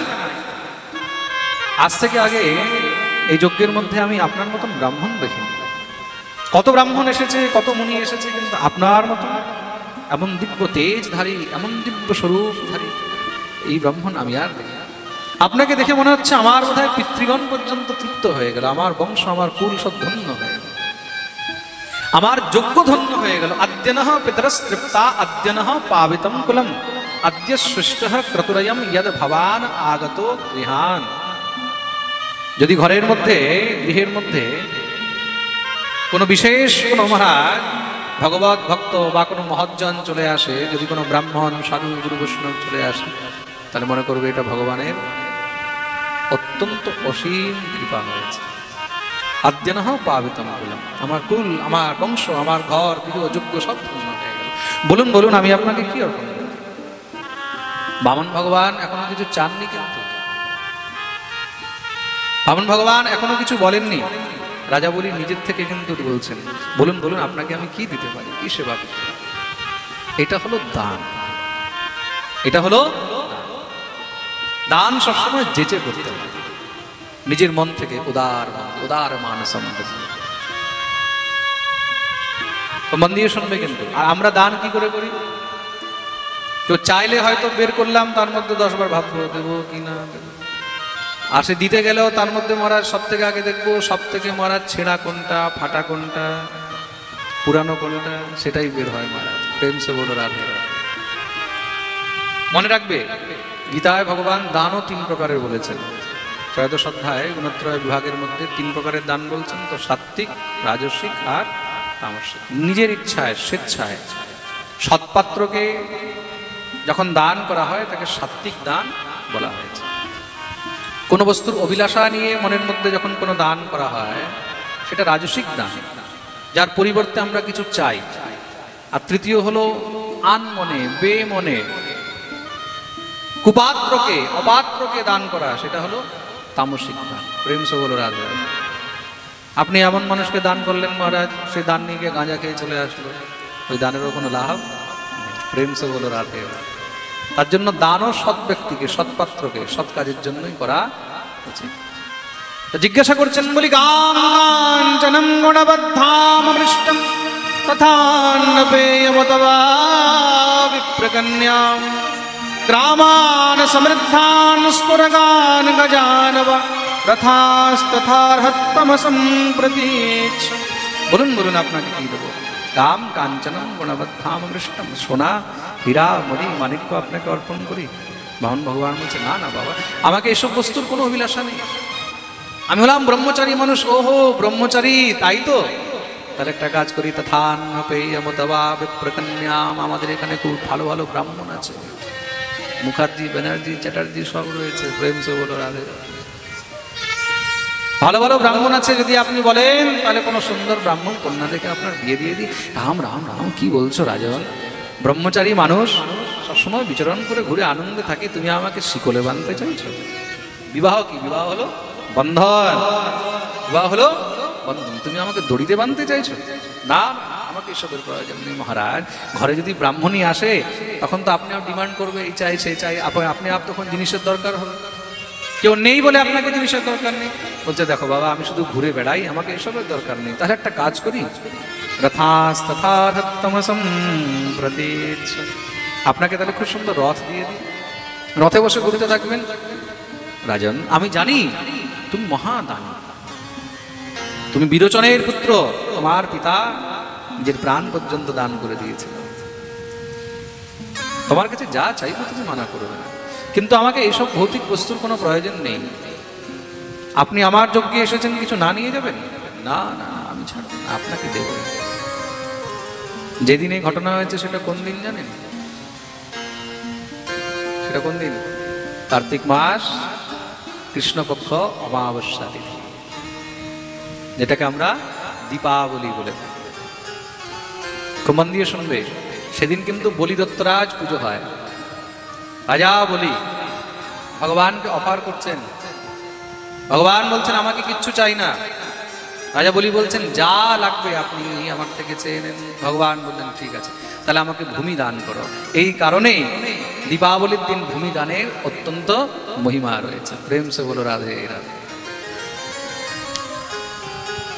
বলুন আপনাকে কত ভূমি দান করবো? পদানি ত্রিণি দত্তম মে সম্মিতানি পদাম। ভূমি দান করো। কত ভূমি? বলছে মাত্র 3 পগ ভূমি। পদানি ত্রিণি দত্তম, শুধু 3 পা ভূমি চাই। বলি মাথা হাত দিয়ে বলছে, ভগবান, 3 লোকের রাজা দত্তরাজ বলির কাছে আপনি চাইলেনও কি মাত্র 3 পগ ভূমি? আমার কাছে আপনি রাজ্য চেয়ে নিতেন। বামন ভগবান বলছে, না না, মনে মনে বলছেন একবার বেটা 3 পা তো দিয়ে দেখা। রাজা বলি বললেন ঠিক আছে মহারাজ 3 পা যেখান থেকে চাই আপনি মেপে নেন। বামন ভগবান বললেন সে তো আমি মেপেই নেব, কিন্তু তার জন্য তোমাকে সংকল্প করতে হবে, সংকল্প করে ভূমি দান করতে হয় বাবা। বলি বললেন ঠিক আছে মহারাজ সংকল্পও করে দেবো। সেবককে বললেন যাও জল নিয়ে আসো। সেবক জল আনতে গেছে, এদিকে যজ্ঞশালায় বসে রয়েছেন গুরু শুক্রাচার্য, সব শুনছে তো মনে মনে ভাবছে এই বেটা কেমন ব্রাহ্মণ, আমার শিষ্য সবকিছু দিতে চায় আরে কিছু নিতে চায় না। সাধারণ বসে দেখলেন ওহো সাক্ষাৎ ভগবান শ্রীহরি, সঙ্গে সঙ্গে দৌড়ে এসেছেন এস বৈরোচনে সাক্ষাৎ ভগবান বিষ্ণুরভ্য জাতা দেবানাম কার্য সাধক। এই বলি একে কিচ্ছু দিবি না, যাকে সাধারণ ব্রাহ্মণ মনে করছিস জানিস একে সাক্ষাৎ বিষ্ণুরভ্য, ভগবান বিষ্ণুর অবতার। তার মানে কি শুক্রাচার্য জানে যে বিষ্ণুই হলেন স্বয়ং ভগবান। শুক্রাচার্য নিজে বলছেন শুক্র উবাচ এস বৈরোচনে সাক্ষাৎ ভগবান বিষ্ণুরভ্য। শুক্রাচার্য অন্য কাউকে তো আজ পর্যন্ত ভগবান বলেননি, বিষ্ণুকে ভগবান বললেন। তার মানে শুক্রাচার্য জানে যে বিষ্ণুই হলেন একমাত্র ভগবান। কশ্যপার অদিতির ঘরে পুত্র হয়ে এসেছে, কশ্যপ অদিতির জাতা দেবানাম কার্য সাধক, দেবতাদের কার্যসিদ্ধির জন্য তোমার কাছে 3 পক ভূমিতে 3 লোক নিয়ে চলে যাবে, কিচ্ছু দেবে না। বলি বলছেন গুরুদেব সত্যি আপনি দেখে ফেললেন যে ইনি ভগবান? বলছে আমি একদম কনফার্ম, আমি বলছি সাক্ষাৎ ভগবান, একে কিচ্ছু দেবে না। বলি বললেন গুরুদেব যদি আপনি জেনেই গেছেন যে অনন্ত কোটি ব্রহ্মাণ্ডের নায়ক স্বয়ং ভগবান আমার দ্বারে আজকে চাইতে এসেছে, সে জেনেও আপনি মানা করছেন, আপনি মানা করছেন, কিন্তু আমি গোবিন্দকে মানা করতে পারব। যে গোবিন্দের কাছে সমস্ত সংসার 2 হাত ছড়িয়ে চায়, সেই গোবিন্দ আজকে আমার কাছে চাইতে এসেছে, আমি তাকে আজকে ফেরাতে পারব না। হলে জগতে সবাই বলবে যে স্বয়ং ভগবান এসেছিলেন বলির কাছে চাইতে, বলি ভগবানকে খালি হাত ফিরিয়ে দিলেন না, আমি ফেরাতে পারব। সঙ্গে সঙ্গে শুক্রাচার্য কুপিত হয়ে গেলেন, মূর্খ তুই গুরুর আদেশ পালন করিস না, যা তোকে অভিশাপ দিচ্ছি তুই শ্রীহীন হয়ে যাবে। গুরুর মনে লোভ এসে গেছে। কিসের লোভ এসেছে? শিষ্যের যদি সবকিছু চলে যায় তাহলে তো আমার দক্ষিণা মাইনাস হয়ে যাবে। গুরুর মনে যদি লোভ চলে আসে তখন সেই গুরুকেও নরকে যেতে হয়। প্রেম সে বলো রাধে রাধে। लोभी गुरु लालची चेला होए नरक में ठेलम ठेला। प्रेम से बोलो राधे राधे। গুরুদেব অভিশাপ দিয়েছেন, রাজা বলি গুরুকে ত্যাগ করে দিলেন। এমন গুরুরও আমার দরকার নেই যে গুরু আমাকে হরি বিমুখ করে, কিন্তু গোবিন্দকে ত্যাগ করে। বলছেন এই সংসারে কি গুরুও ত্যাগ করা যায়? বলছে নিশ্চয়ই করা যায়। কখন? বলছে গুরু যদি হরি বিমুখ হয়ে যায়। রে মন হরি বিমুখন কো মুখ ন হেরি। হরি বিমুখের মুখ দর্শন করতে নেই, সে যদি গুরু হোক না কেন। গুরু ন শস্যাৎ স্বজনো ন শস্যাৎ পিতা ন শস্যাৎ জননী ন শস্যাৎ। ঋষভদেব ভগবান বলছেন সেই গুরু গুরু নয় যে আমাকে ভগবত ভক্তির উপদেশ না করতে পারে। সেই মাতা মাতা নয়, সেই পিতা পিতা নয়, সেই স্বজন স্বজন নয় যারা আমাদেরকে ভগবত ভক্তির উপদেশ না করে। তো গুরুকেও ত্যাগ করা যায় কখন? যখন গুরু হরি বিরোধী হয়ে যায়, হরি বিমুখ হয়ে যায়। গুরু যদি নিজেকেই ভগবান ডিক্লিয়ার করে দেয়, এমন গুরুকেও সঙ্গে সঙ্গে ত্যাগ করে দেওয়া উচিত। স্বামী তুলসীদাসজি বলছেন, যাকে প্রিয় ন রাম वैदेही तजिए तिनहि कोटि वैरी सम यद्यपि परम स्नेह। যে আমার গোবিন্দকে মানে না, যে আমার রাম কৃষ্ণকে মানে না, যে আমার রাধারানীকে মানে না, তাকে কোটি শত্রুর সমান মনে করে ত্যাগ করে দেওয়া উচিত, চাहे সে যেই হোক না কেন। কে কাকে ত্যাগ করেছে? পিতা তজো প্রহ্লাদ, গুরু তজো বলি। বাপকে ত্যাগ করেছে কে? প্রহ্লাদ। গুরুকে ত্যাগ করেছে বলি। ব্রজ বনে তনিকন, সমস্ত সব ব্রজগোপীরা নিজের নিজের ঘর পরিবার ত্যাগ করেছে। পতিসুতান্বয় ভ্রাতৃবান্ধবান অতিবলঙ্গতে অন্তচ্যুতা। যে স্বামী নিজের সন্তান শ্বশুর শাশুড়ি সব ত্যাগ করেছে, তাই তো?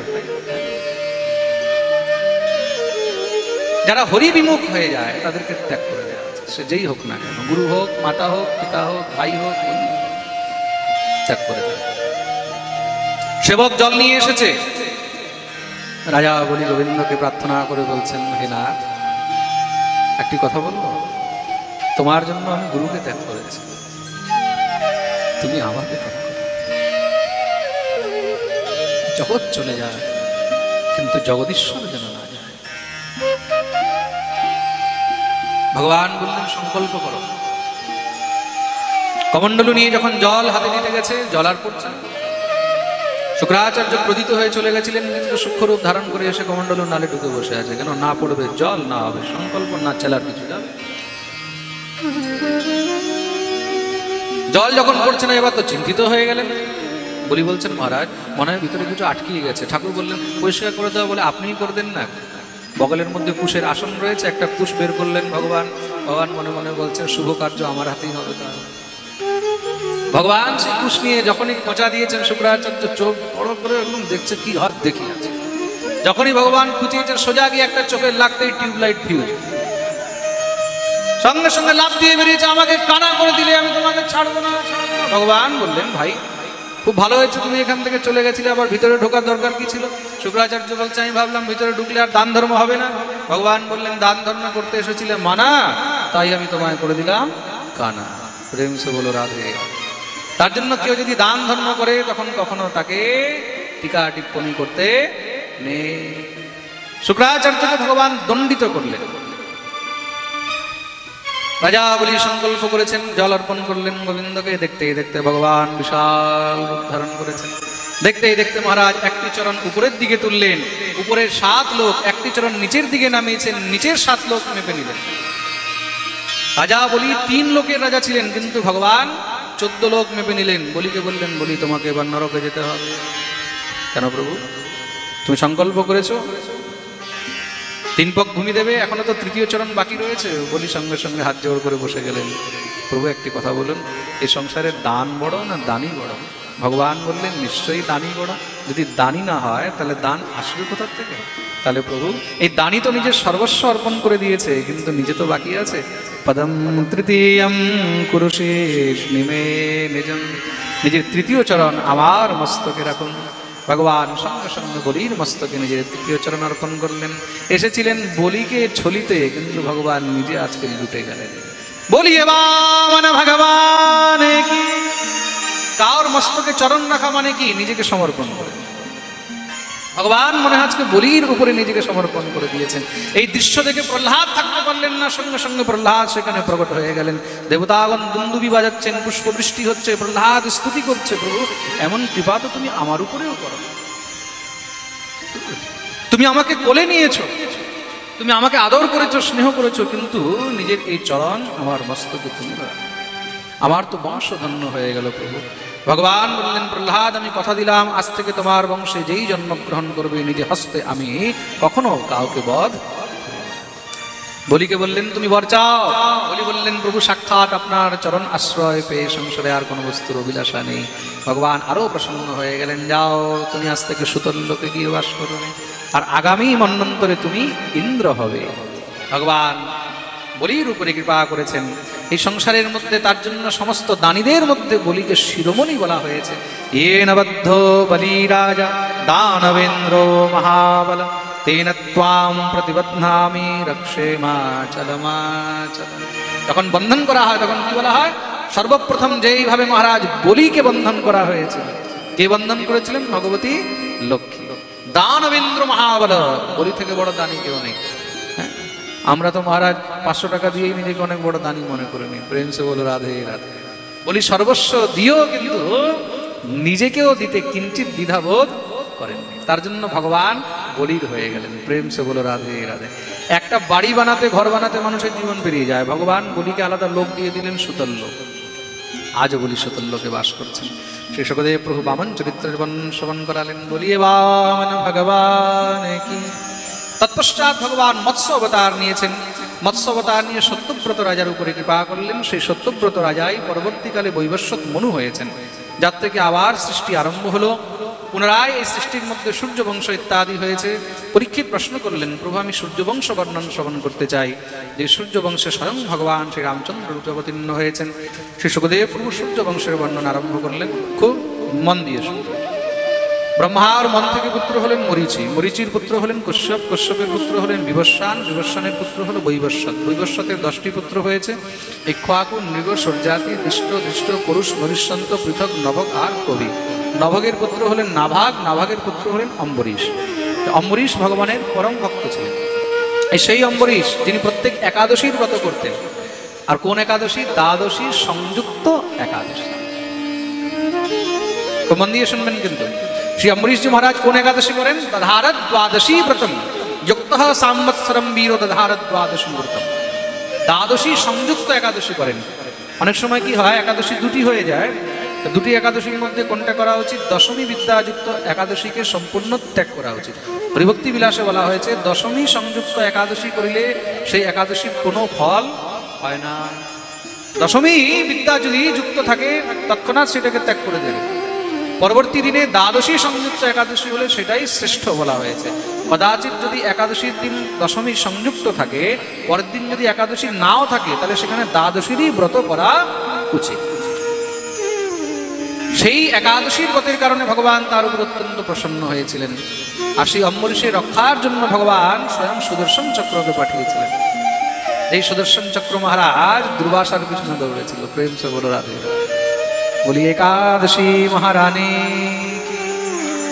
প্রত্যেকটি বৈষ্ণবকে, শুধু বৈষ্ণবী নয়, শাক্ত গণপত্য হোক, যা শৈবই হোক না কেন, সবাইকে একাদশী অবশ্যই করা উচিত। একাদশী হলো ভগবান শ্রীহরির অত্যন্ত প্রিয় ব্রত। খুব মন দিয়ে শুনুন, পদ্মপুরাণের মধ্যে বর্ণন রয়েছে ভগবানের দুটি ব্রত অত্যন্ত প্রিয়। খুব মন দিয়ে শুনবে, দুটি ব্রত অত্যন্ত প্রিয়। কি কি? প্রথম হলো একাদশী আর দ্বিতীয় হলো কার্তিক। প্রথম হলো একাদশী আর দ্বিতীয় হলো কার্তিক দামোদর ব্রত।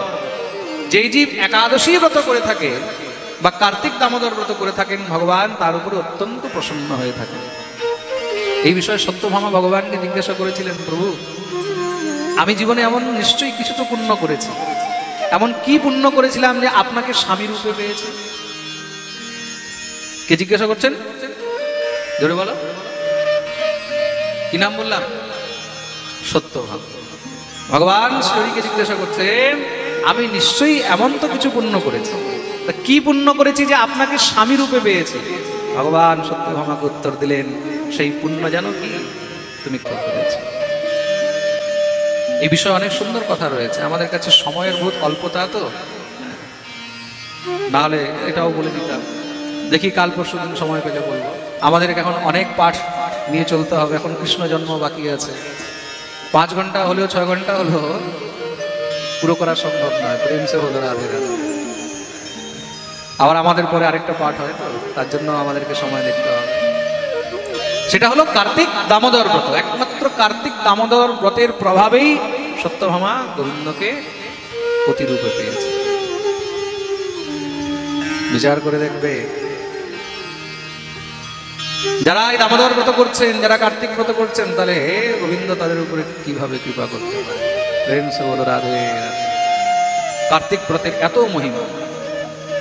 সে অম্বরীশের বংশে পরম প্রতাপী রাজা হলেন বাহুক, তার পুত্র হলেন সগর, সগরের পুত্র অংশুমান, তার পুত্র হলেন দিলীপ, দিলীপের পুত্র ভগীরথ। এই ভগীরথই গঙ্গাকে তপস্যা করে নিয়ে এসেছেন। ভগীরথের পুত্র হলেন হটবাঙ্গ, হটবাঙ্গের দীর্ঘবাহু, দীর্ঘবাহুর পুত্র হলেন রঘু, রঘুর পুত্র অজ, অজের পুত্র দশরথ, দশরথের 3টি রানী কৌশল্যা, কৈকেয়ী আর সুমিত্রা। 4টি পুত্র হলেন স্বয়ং ভগবান অবতীর্ণ হয়েছেন, রাম, লক্ষ্মণ, ভরত আর শত্রুঘ্ন। বলিয়ে রাজা রামচন্দ্র ভগবান। এই প্রকার সূর্যবংশ বর্ণন শ্রবণ করিয়েছেন। রামচরিত্রকে এখানে সূক্ষ্ম রূপে শ্রবণ করানো হলো। কদাচিৎ যদি কোনো সময় শ্রীরামের কৃপা হয়, তাহলে আমরা রামচরিত্র বিস্তারে শ্রবণ করব। ইউটিউবে রামকথা দেওয়া আছে, আমাদের হিন্দিতে দেওয়া আছে। বাংলায় রামকথা এখনো পর্যন্ত হয়নি। এই প্রথমবার বাংলায় রামকথা হবে জানুয়ারি মাসে। আপনাদেরকে আমি বলে দিচ্ছি, জানুয়ারি মাসে 5 তারিখ থেকে আমাদের আসাম হোজায়ে এবার রামকথা হবে। আর সেই রামকথা আপনারা লাইভ শ্রবণ করতে পারবেন বাংলা ভাষায়। বলিয়ে রাজা রামচন্দ্র ভগবান। রাম চরিত্রকে 2 মিনিট, 10 মিনিট, আধা ঘন্টায় শোনা সম্ভব নয়, তার জন্য অনেক সময় লাগে। রামচরিত্র আরো 9 দিনের সময় লাগে। আমরা একটি শ্লোকে একটু রামচরিত্র শুনে নিই। আদৌ রাম তপো বনাদিগমনম হত্বা মৃগম কাঞ্চনম वैदेही हरणं जटायुमरणं सुग्रीव संभाषणं बाली निग्रहणं समुद्रतरणं लङ्कापुरीदहनं पश्चाद् रावण कुम्भकर्णादिहननम् एतद्हि रामायणम्। बोलिए राजा रामचंद्र भगवान की। পরীক্ষিত প্রশ্ন করলেন, বলে প্রভু আমি সেই চন্দ্রবংশ বর্ণন শ্রবণ করতে চাই, যেই চন্দ্রবংশে স্বয়ং ভগবান শ্রীকৃষ্ণ রূপে অবতীর্ণ হয়েছেন। শ্রী সুখদেব প্রভু চন্দ্রবংশ বর্ণন আরম্ভ করলেন, খুব মন দিয়ে শুনুন। ব্রহ্মার পুত্র হলেন অত্রি, অত্রির পুত্র হলেন চন্দ্রমা, চন্দ্রের পুত্র হলেন বুধ, বুধের পুত্র হলেন পুরুরবা। পুরুরবার 6টি পুত্র হয়েছে, আয়ু, শ্রোতায়ু, সত্যায়ু, রয়, বিজয় আর জয়। জয়ের পুত্র অনেনা, অনেনার পুত্র হলেন নৌষ, নৌষের 6 জন পুত্র হয়েছেন, জ্যোতি, যজাতি, সংজাতি, আয়তি, বিয়তি আর কৃতি। তার মধ্যে যজাতির 2টি স্ত্রী দেবযানী আর শর্মিষ্ঠা। এই 2টি স্ত্রী থেকে 5টি সন্তান হলো যদু, দ্রুহু, অনু, দুর্বসু আর সব থেকে ছোট হলেন পুরু। পুরু থেকে পুরুবংশ হয়েছে, যদু থেকে যদুবংশ হয়েছে। সেই যদু বংশের মধ্যে ভোজ, বৃষ্টি, অন্ধক আর সুর ইত্যাদি রাজা হলেন। মহারাজ ভোজের 2টি পুত্র হলেন উগ্রসেন আর দেবক। দেবকের 7টি কন্যা হয়েছে, উগ্রসেনের 10টি পুত্র হয়েছে। তার মধ্যে সব থেকে বড় পুত্রের নাম হলো কংস। আর এদিকে সুরসেনের 2টি স্ত্রী পৌরবী, মারিসা। একটি স্ত্রীর গর্ভের থেকে 2টি পুত্র হলো অর্জন্য, পর্জন্য। আরেকটি স্ত্রীর গর্ভের থেকে হয়েছেন একটি পুত্র, নাম হলো দেবমীর। এই অর্জন্য পর্জন্য তারা গোপালন, গোসেবার বৃত্তি স্বীকার করলেন, তার জন্য তাদেরকে গোয়ালা বলা হলো। তারা গিয়ে নতুন গ্রাম তৈরি করেছেন, নাম হলো গোকুল। তাদের 9টি পুত্র হয়েছে, যাদেরকে নবনন্দ বলা হয়েছে। আর দেবমীরের 10টি পুত্র হয়েছে, তার মধ্যে সব থেকে বড় পুত্রের নাম হলো বসুদেব। বলিয়ে বসুদেব জি মহারাজ কি। এই বসুদেব আর নন্দ বাবা তারা কিন্তু ভাই ভাই, কাকা তো জেঠা তো ভাই। এরাও যদুবংশী, ওরাও যদুবংশী। অন্তর এতটুকু, ওরা হলো গোয়ালা, এরা হলো ক্ষত্রিয়, কিন্তু একই পিতার সন্তান। সেই বসুদেবের সঙ্গে দেবকীর বিবাহ হয়েছে, যার গর্ভের থেকে স্বয়ং ভগবান অবতীর্ণ হলেন। পরীক্ষিত বললেন, প্রভু আমি কৃষ্ণ অবতারের কথা জিজ্ঞাসা করেছিলাম, কিন্তু এত শর্টকাট জিজ্ঞাসা করি, আপনি এত সূক্ষ্মরূপে শুনিয়ে দিলেন, কৃষ্ণ জন্মের আনন্দটা পেলাম না। তাহলে বলে, কথিত বংশ বিস্তার ভবতা সোমসূর্য রাজ্ঞাঞ্চ ভয়বংশ্যানাম চরিতম পরমাদ্ভুতম। একটু বিস্তার করে কৃষ্ণ জন্মের বর্ণন শ্রবণ করান। সুখদেব বললেন, ঠিক আছে, খুব মন দিয়ে শুনুন। কংসের অত্যাচারে সমস্ত দেবতাগণ ত্রস্ত হয়ে গেছেন। সবাই ভগবতী পৃথিবীকে নিয়ে, ব্রহ্মাকে নিয়ে ভগবানের কাছে গিয়ে উপস্থিত হয়েছেন। ভগবানের কাছে গিয়ে দিব্য ভগবানের স্তুতি করলেন। পুরুষম পুরুষ সূক্তে নৌপতস্থে সমাহিত। ভগবানের সব থেকে প্রিয় স্তুতি, যাকে পুরুষ সূক্ত বলা হয়, সেই পুরুষ সূক্ত দিয়ে ভগবানের স্তুতি করা হয়েছে। কেউ যদি পারেন তাহলে নিত্য পুরুষ সূক্ত দিয়ে গোবিন্দকে অবশ্যই কিন্তু স্তুতি করা উচিত। ভগবানকে যখন স্নান করাবেন, স্নানের সময় পুরুষ সূক্ত মন্ত্র উচ্চারণ করা উচিত। ওম সহস্রশী রেখা পুরুষ সহস্রাক্ষ সহস্রপাদ সভূমিগ্বং সর্বত স্মৃতবাত্যতিষ্ঠিত শাঙ্গুলম। এইভাবে 16টি মন্ত্র পুরুষ সূক্তের, সেগুলো দিয়ে ভগবানের দিব্য স্তুতি করা হলো। ভগবান প্রসন্ন হয়েছেন। কি চাও? বলে, প্রভু অবতার গ্রহণ করুন।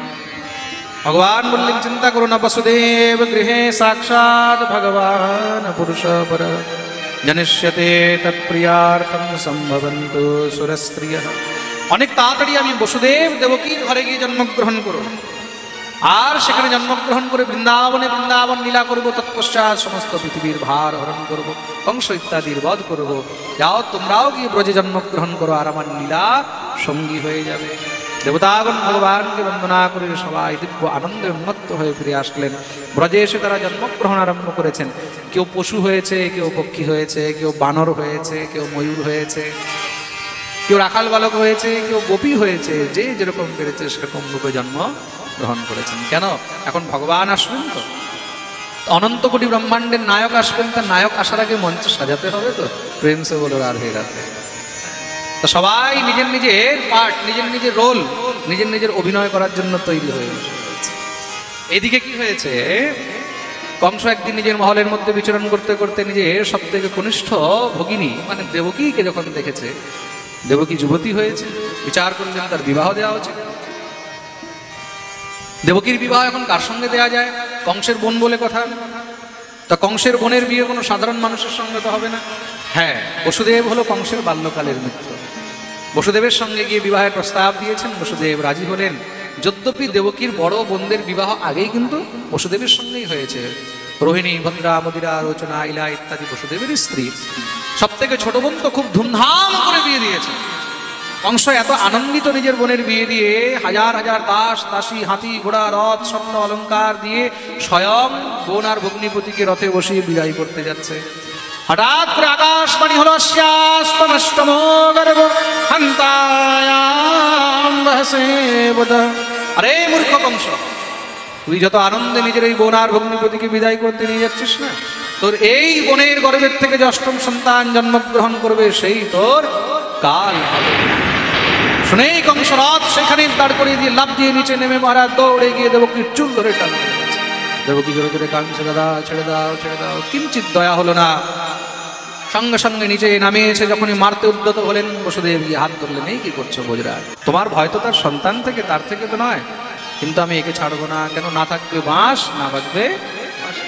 বসুদেব বললেন, আমি তোমাকে কথা দিচ্ছি, এর গর্ভের থেকে যত সন্তান হবে সব এক এক করে আমি তোমাকে এনে দিয়ে দেবো। কংস জানে যে বসুদেব পরম সত্যবাদী, প্রতিজ্ঞাবদ্ধ। বসুদেবকে দেখে তিনি মুক্ত করে দিলেন। দেখতে দেখতে মহারাজ প্রথম সন্তানের জন্ম হয়েছে। বসুদেব এনে কংসের সামনে রাখলেন। কংস তার দিকে তাকে বিচার করে দেখলো, এর থেকে তো কোনো ভয় নেই। প্রতিয়াতু কুমারো ইয়স্মাদস্তি মে ভয়ম। নিয়ে যাও, এর থেকে আমার কোনো ভয় নেই। ছেড়ে দিলেন। দেবতাদের চিন্তা হয়ে গেল। কেন? বলে কংসের পাপের ঘোড়া যদি তাড়াতাড়ি না ভরে তাহলে তো ঠাকুর তাড়াতাড়ি আসবেন না। নারদকে পাঠিয়েছেন দেবর্ষি, তাড়াতাড়ি গিয়ে কংসের পাপের ঘোড়াটা একটু ভরে দেন। নারদ এসে উপস্থিত হয়েছেন। নারদকে আবার গুরু মনে করে, গুরু রূপে দেখে। নারদকে দেখে খুব সুন্দর করে উচ্চ আসন দিয়ে মহারাজ পুজো অর্চন করে বসিয়েছেন। গুরুদেব আজ হঠাৎ কৃপা করলেন, তোমার খুব চিন্তা লেগে থাকে তো বেটা। চিন্তা কিসে? বসুদেবের পুত্র তুমি এইভাবেই ফিরিয়ে দিলে। কিন্তু গুরুদেব তার থেকে তো আমার কোনো ভয় নেই। আচ্ছা ভয় কার থেকে? ভয় অষ্টম গর্ভের থেকে। তুমি জানো অষ্টম কাকে বলে? হ্যাঁ গুরুদেব নিশ্চয়ই জানি। আচ্ছা ঠিক আছে, দেখাচ্ছি তোমাকে অষ্টম গর্ভ। 8টি পদ্মফুল সামনে আনিয়ে বললেন, এবার গণ 1 2 3 4 5 6 7 8, কোনটা প্রথম কোনটা অষ্টম? বলে এটা প্রথম এটা অষ্টম। একদম উল্টো করে দিলেন। বলে এবার গণ, উল্টো দিক থেকে গণে দেখো 1 2 3 4 5 6 7 8, এবার বলো কোনটা প্রথম কোনটা অষ্টম। কংসের তো বুদ্ধি ঘুরে গেছে। নারদ এসেছেনই মহারাজ বুদ্ধি ঘোরাবার জন্য। দেবতাদের চাল বুঝতে পারবে না, কখন প্রথম অষ্টম হয়ে যাবে, অষ্টম প্রথম হয়ে যাবে। নারায়ণ নারায়ণ নারায়ণ চলে গেল। কংসের মাথায় ঢুকে গেছে। সঙ্গে সঙ্গে দেবকী বসুদেবকে ডাকিয়ে সেই নবজাত শিশুকে নিয়ে আছাড় দিয়ে মেরে ফেললেন। এক এক করে 6টি পুত্রকে, হাতেষু ষটসু বালেষু দেবক্যা অগ্রসেনে না, 6টি পুত্রকে এক এক করে মারলেন। সপ্তম গর্ভে স্বয়ং অনন্তদেব আসছে। সপ্তম বৈষ্ণবম ধাম ইয়মনন্তম প্রচক্ষতে। সাক্ষাৎ সপ্তম গর্ভে কি এসেছেন? বৈষ্ণবের ধাম। বৈষ্ণবের ধাম মানে সাক্ষাৎ অনন্তদেব আসছে। অনন্তদেব এসে উপস্থিত হয়েছেন। ভগবান অনন্তদেব যখন গর্ভে গেলেন, ভগবতী যোগমায়াকে বললেন, দেবী এই বাচ্চাকে তাড়াতাড়ি দেবকীর গর্ভের থেকে রোহিণীর গর্ভে স্থাপিত করে দাও। কেন? যদি তার জন্ম হয়, কংস মারতে গেলে সে তো সঙ্গে সঙ্গে কংসকে সেখানেই শেষ করে দেবে, আমার লীলা সব বাকি থেকে যাবে। অনন্তদেব পরম ক্রোধিত। ভগবতী যোগমায়া আকর্ষণী বিদ্যা দ্বারা দেবকীর গর্ভের থেকে রোহিণীর গর্ভে স্থাপিত করে দিলেন। চারদিকে চর্চা হয়ে গেল। দেবক্যাম সপ্তম গর্ভ হর্ষ শোক বিবর্ধন। সপ্তম গর্ভ নষ্ট হয়ে গেছে। কংস দেখো কত খুশি হয়েছে। অষ্টম এখনো আসেনি, সপ্তম আগেই গর্ভে মরে গেল। আমার ভয় দেখো। আর ভগবান কি দেখছেন? আমার জন্য রাস্তা পরিষ্কার। এদিকে কি হয়েছে? শ্রী বসুদেব ভগবতী রোহিণীকে নিয়ে গিয়ে সেই গোকুলে নন্দ বাবার কাছে রেখে এসেছেন। যদি কংস জানতে পারে হয়তো তার সন্তানকেও মেরে ফেলবে। রোহিণীকে গোকুলে রেখে এসেছে। দেখতে দেখতে ভগবান এখন অষ্টম গর্ভে আসছেন। ভগবতী যোগমায়াকে বললেন, দেবী তুমিও যাও, আর তুমিও গিয়ে জন্মগ্রহণ করো। কোথায়? সেই গোকুলের মধ্যে নন্দরানীর গর্ভে, যশোদার গর্ভে গিয়ে তুমি জন্মগ্রহণ করো। ভগবতী যোগমায়া বলছেন, প্রভু আমি তো হলাম মায়া, আর মায়া তো কখনো জন্ম নেয় না। সংসার হলো মায়ার অধীন। আমি যদি সংসারের অধীন হয়ে যাই তাহলে আমাকে আর কে মানবে? ভগবান বললেন, আচ্ছা আমি কে? বলে তুমি হলে মায়াপতি। তা মায়াপতি হয়ে যদি আমি জন্ম নিতে পারি তাহলে তুমি মায়া হয়ে জন্ম নিতে পারো না? কিন্তু প্রভু তাতে তো সবাই আমাকে অবহেলা করবে। ভগবান বললেন, চিন্তা করো না, কলিযুগে আমার থেকে বেশি তোমার পুজো হবে, তোমাকে আশীর্বাদ করবে। দুর্গে ভদ্রকালী বিজয়া বৈষ্ণবী চ কুমুদা চণ্ডিকা কৃষ্ণ মাধবী কন্যাকে। আলাদা আলাদা নামে তোমার পূজা হবে, কেউ দুর্গা, কেউ চণ্ডী, কেউ কালী, কেউ বৈষ্ণোদেবী, কেউ কন্যাকুমারী, আলাদা আলাদা রূপে তোমার পুজো করবে। তার জন্যই সেই আশীর্বাদের কারণে কলিযুগে ভগবান থেকে ভগবতীর পুজো আরো বেশি করে হয়। প্রেম সে বলো রাধে রাধে। 3 দিনের দুর্গা পূজার জন্য দেখবে কোটি কোটি টাকার প্যান্ডেল হয়ে যায়, আর ঠাকুর মন্দিরের জন্য মহারাজ দেখবে 500 টাকার চাঁদাও বেরোয়। আমাদের রাধা শ্যাম সুন্দর মন্দিরের নির্মাণের জন্য আমরা কত চেষ্টা করছি, ভক্তদের কোথা থেকে কালেকশন আসবে আসবে আসবে, হ্যাঁ অল্প অল্প অল্প করে এখন আস্তে আস্তে আসছে। কিন্তু 3 দিনে মহারাজ দেখা গেল এরকম 10টা শ্যাম সুন্দর মন্দির নির্মাণ হয়ে যেত যদি দুর্গা পূজা হতো। প্রেম সে বলো রাধে রাধে। এটা ভগবানেরই আশীর্বাদ। সাক্ষাৎ ভগবতী যোগমায়া গিয়ে যশোদার গর্ভে উপস্থিত হয়েছেন, এদিকে ভগবান দেবকীর গর্ভে এসেছেন। যখনই কংস জানতে পারলো দেবকীর অষ্টম গর্ভে এসেছে, সঙ্গে সঙ্গে দেবকী বসুদেবকে নিয়ে কারাগারে বন্দী করে দিয়েছে। অষ্টম গর্ভে বন্দী হয়েছে কিন্তু তার আগে নয়, কারাগারে বন্দী করা হলো। সমস্ত দেবতাগণ ভগবানের দর্শন করতে এসেছেন। আমরাও তো দেখি গর্ভে ভগবানকে দেখতে কেমন দেখা যায়, এটাকে গর্ভস্তুতি বলা হয়েছে। সত্যব্রতম সত্যপরম ত্রিসত্যম সত্যস্য যোনিম নিহিতম চ সত্যে সত্যব্রতম সত্যপরম ত্রিসত্যম সত্যস্য যোনিম নিহিতম চ সত্যে সত্যস্য সত্যামৃত সত্যনেত্রম সত্যাত্মকম ত্বাম শরণং প্রপদ্যে সত্যস্য সত্যামৃত সত্যনেত্রম সত্যাত্মকম ত্বাং শরণং প্রপদ্যে। শ্রীকৃষ্ণ গোবিন্দ হরে মুরারে হে নাথ নারায়ণ বাসুদেব। শ্রীকৃষ্ণ গোবিন্দ হরে মুরারে হে নাথ নারায়ণ বাসুদেব। শ্রীকৃষ্ণ গোবিন্দ হরে মুরারে হে নাথ নারায়ণ বাসুদেব। হে নাথ নারায়ণ বাসুদেব। হে নাথ নারায়ণ বাসুদেব।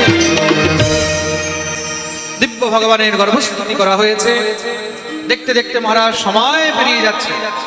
বৈশাখ চলে গেল, জ্যৈষ্ঠ পেরিয়ে গেছে, আষাঢ় পেরিয়ে গেল, শ্রাবণও পেরিয়ে যাচ্ছে।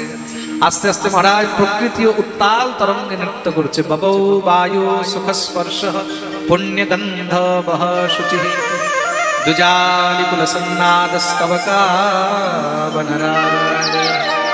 দিব্য মহারাজ মন্দ মন্দ সুগন্ধিত হাওয়া বইছে, বনরাজ সিংহ গর্জনা করছেন, ব্রাহ্মণরা যজ্ঞ আরম্ভ করে দিয়েছে। নদ্যঃ প্রসন্ন সলিলা হৃদা জল রহস্যঃ, নদীর মধ্যে জল বেড়ে গেছে, কেন স্বয়ং ভগবান আসছে। ভাদ্র মাস, ভাদ্র মাসে কৃষ্ণপক্ষ, কৃষ্ণপক্ষে এক এক করে তিথি বেরিয়ে যাচ্ছে। প্রতিপদ গেল, তৃতীয়া গেছে, তৃতীয়া গেছে, চতুর্থী গেছে, পঞ্চমী ভাবছে ঠাকুর বোধহয় আজকে আসবে। পঞ্চমীও পেরিয়ে গেল, ষষ্ঠী ভাবছে বোধহয় আজকে ঠাকুর কৃপা করবে আমার উপরে, ষষ্ঠীও পেরিয়ে গেল। সপ্তমী ভাবছে আজকে তো ঠাকুর আসবেই আসবে, একদম হয় হয় অবস্থা। দেখতে দেখতে সপ্তমীও পেরিয়ে গেল, অষ্টমী তো বুক ধকধক শুরু হয়ে গেছে। ভগবান আমার উপরে কৃপা করবে কি না করবে। গেলবার তো ভগবান নবমীর উপরে কৃপা করেছিলেন না, কোন সময়? রাম অবতারে। এবার আমার উপরে কৃপা করবেন কি না। দেখতে দেখতে অষ্টমীর দিনও পেরিয়ে গেছে মহারাজ, রাত শুরু হয়ে গেছে। রাত্রির 8টা বেজে গেল, 9টা বেজে গেল, 10টা বেজে গেল, 11টা বেজে গেল, আর এবার হয়ে গেল। আচ্ছা, এত তাড়াতাড়ি 12টা বাজাবার জন্য সবাই রেডি হয়ে থাকে। প্রেম সে বলো রাধে রাধে। আচ্ছা চলো ঠিক আছে, 11:30, ঠিক আছে, আধা ঘন্টা এখনো বাকি আছে, সবাই রেডি হয়ে যাবে। কিন্তু আধা ঘন্টা পরেই ঠাকুর চলে আসছে। 11:15 হয়ে গেল, এবার হয়ে গেল। আচ্ছা চলো ঠিক আছে, 11:50, 11:55, আর এবার আচ্ছা আচ্ছা চলো 11:56, 57, 58, 59, আর এবার আচ্ছা এত তাড়াতাড়ি ভগবান যদি এত তাড়াতাড়ি চলে আসে তাহলে আনন্দ কোথায় থাকবে? আচ্ছা চলো 11:59:45 সেকেন্ড, 15 সেকেন্ড এখনো বাকি আছে কিন্তু। সবাই রেডি? কে কে চায় ঠাকুর তাড়াতাড়ি চলে আসুক? তাহলে জোরসে বলো, শুনতে পাইনি, আরো জোরে, আরো জোরে। আমাদের ব্রজবাসীরা বলেন রাধে রাধে রটো চলে আয়েঙ্গে বিহারি। 5 সেকেন্ড বাকি আছে। নাও দ্য কাউন্টডাউন ইজ বিগিন। 5 4 3 2 বলো বৃন্দাবন বিহারি লাল কি। তমদ্ভুতং বালকং ভুজেক্ষণং চতুর্ভুজং শঙ্খগদার যদা যদা শ্রীবৎসলক্ষ্মণ দলশোভিকস্তকং পীতাম্বরং সান্দ্রপয়োধসং। দেখতেই দেখতে ভগবান মা ভগবতী দেবকীর গর্ভের থেকে প্রকট হয়েছেন। চতুর্ভুজ রূপ ধারণ করে প্রকট হলেন। স্বয়ং দেবকী বসুদেব স্তুতি করেছেন। ভগবান বললেন অতি শীঘ্রই আমি সূক্ষ্ম শিশু হয়ে যাব। আমাকে কোলে করে নিয়ে এখান থেকে যমুনার ওই পারে নন্দরানীর কাছে যশোদার কাছে রেখে আসবে। সেখানে একটি কন্যা পাবে, সেই কন্যাকে সঙ্গে নিয়ে আসবে। সমস্ত দ্বারপাল মূর্ছিত হয়ে গেলেন। এক এক করে দ্বার খুলে গেল। ভগবান প্রাকৃত শিশু হয়েছেন। শিশুকে কোলে নিতেই হাতে পায়ের বন্ধন সব খুলে গেল। বসুদেব সেখান থেকে বাইরে বেরিয়েছেন। যমুনাকে পার করবেন কি করে? ভগবতী যমুনাকে বললেন রাস্তা দাও। যমুনা রাস্তা দিয়েছেন। চলতে লাগলেন। হালকা হালকা বৃষ্টি আরম্ভ হয়েছে। অনন্তদেব পিছনে ফল নিয়ে চলছেন। চলতে চলতে মহারাজ যমুনার ওই পারে গিয়ে গোকুলের মধ্যে নন্দরানীর কাছে নিজের পুত্রকে রেখে সেই কন্যাকে নিয়ে এসেছেন। কারাগারে আসতে সমস্ত বন্ধন বেঁধে গেল, দ্বার বন্ধ হয়ে গেল। কন্যাকে আজকে আনন্দ নিতে দাও, আমরা দেখি সেখানে কি হচ্ছে। এইদিকে গোকুলে সকাল হতেই নন্দের বোন সুনন্দা যখন মহারাজ ঘুম থেকে উঠেছে, ভাবলো দেখি বৌদির ঘরে কিছু হলো কিনা। দৌড়ে গিয়ে জানালার কাছে দেখছে খুব সুন্দর নীল মণির মতন একটি পুত্র। সঙ্গে সঙ্গে লাফ দিয়ে উঠে মহারাজ মেরেছে দৌড়। নন্দ বাবা যমুনার ধারে বসে বসে ভজন করছিলেন। কি জপ করছে? এখনো তো হলো না, এখনো হলো না, এখনো হলো না, না জানে কখন হবে, কখন হবে। সুনন্দা দৌড়ে গিয়ে বলছে বাবা হ্যাঁ গেও। আরে কা भयो লালি? বলে বাবা जो मांगूंगी देना पड़ेगा, যা চাইবো দিতে হবে। নন্দ বাবা বললেন ঠিক আছে দিলাম। বলে বৌদির 9 লাখ হারটা দিয়ে দিস কিন্তু। বলে ঠিক আছে সেটাও দিলাম। বল হয়েছে কি? বলে বাবা তেরে লালা भयो है, বলিয়ে নন্দ কে লালা। নন্দ বাবা তো শুনে লাভ করে উঠেছে, সেই কি আনন্দ। সঙ্গে সঙ্গে দৌড়ে এসে সব ব্রজবাসীদেরকে নিমন্ত্রণ করা হলো। 84 কোষ ব্রজমণ্ডলে নিমন্ত্রণ করা হয়েছে। এক এক করে সমস্ত ব্রজবাসীগণ আসছেন। এসে নন্দ বাবাকে বধাই দিচ্ছে। ঠাকুরের জন্মোৎসবের আনন্দ হচ্ছে। আসুন আমরা সবাই মিলে ঠাকুরের জন্মোৎসবে আনন্দ করব। এই জন্মোৎসবের আনন্দের সঙ্গে আজকের কথাকেও বিশ্রাম দেওয়া হবে। তৎপশ্চাৎ আরতি হবে। আরতির পশ্চাৎ আপনাদের জন্য প্রসাদের ব্যবস্থা রয়েছে, প্রসাদ নিয়ে যাবেন। কালকের পাঠে ভগবানের বাল্যলীলা, মাখনচরি লীলা, গিরিরাজ গোবর্ধন ধারণ লীলা পর্যন্ত শ্রবণ করব। আসুন সবাই মিলে ঠাকুরের জন্মোৎসবের আনন্দ। নন্দকে আনন্দ भयो জয় কন্হैया। কারা কারা ঠাকুরের জন্মোৎসবের বধাই নিতে চায় একটু হাতে করে করো। পাক্কা? তাহলে একবার জোর সে বলো বাবা বধাই হো, মাইয়া বধাই হো। সবাই দড়ির পিছনে থাকবে, দড়ির সামনে কেউ আসবে না। ওইখানেই লুটালুটি হচ্ছে। আমাদের ভক্তরা সবাই মাঝখানে চলে যাবে, ওইখান থেকে আপনাদেরকে লুটালুটি করবে। আমাদের সমস্ত বাদ্যকাররা খুব সুন্দর আপনাদেরকে শোনাচ্ছে। আসুন আসুন महाराज बाका सामने থেকে সরে যাও। हे नंद के आनंद भयो जय कन्हैया लाल की। नंद के आनंद भयो जय कन्हैया लाल की। जय कन्हैया लाल की मदन गोपाल की। जय कन्हैया लाल की मदन गोपाल की। जय कन्हैया लाल की मदन गोपाल की। जय कन्हैया लाल की मदन गोपाल की। नंद के आनंद भयो जय कन्हैया लाल की। नंद के आनंद भयो जय कन्हैया लाल की।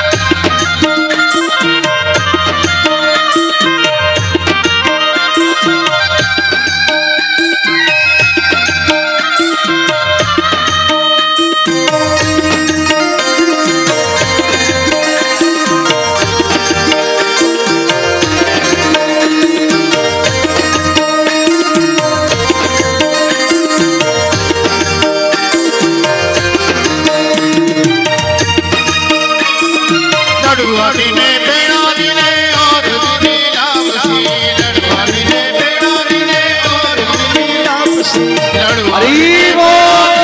और श्री राम सी लड़वारी में खयारी में कानन को लड़ुआ बेड़ा बूढ़न को राम सी जानन को लड़ुआ पेड़ा बूढ़न को राम सी। नंद के आनंद भयो जय कन्हैया लाल की नंद के आनंद भयो जय कन्हैया लाल की नंद के आनंद भयो जय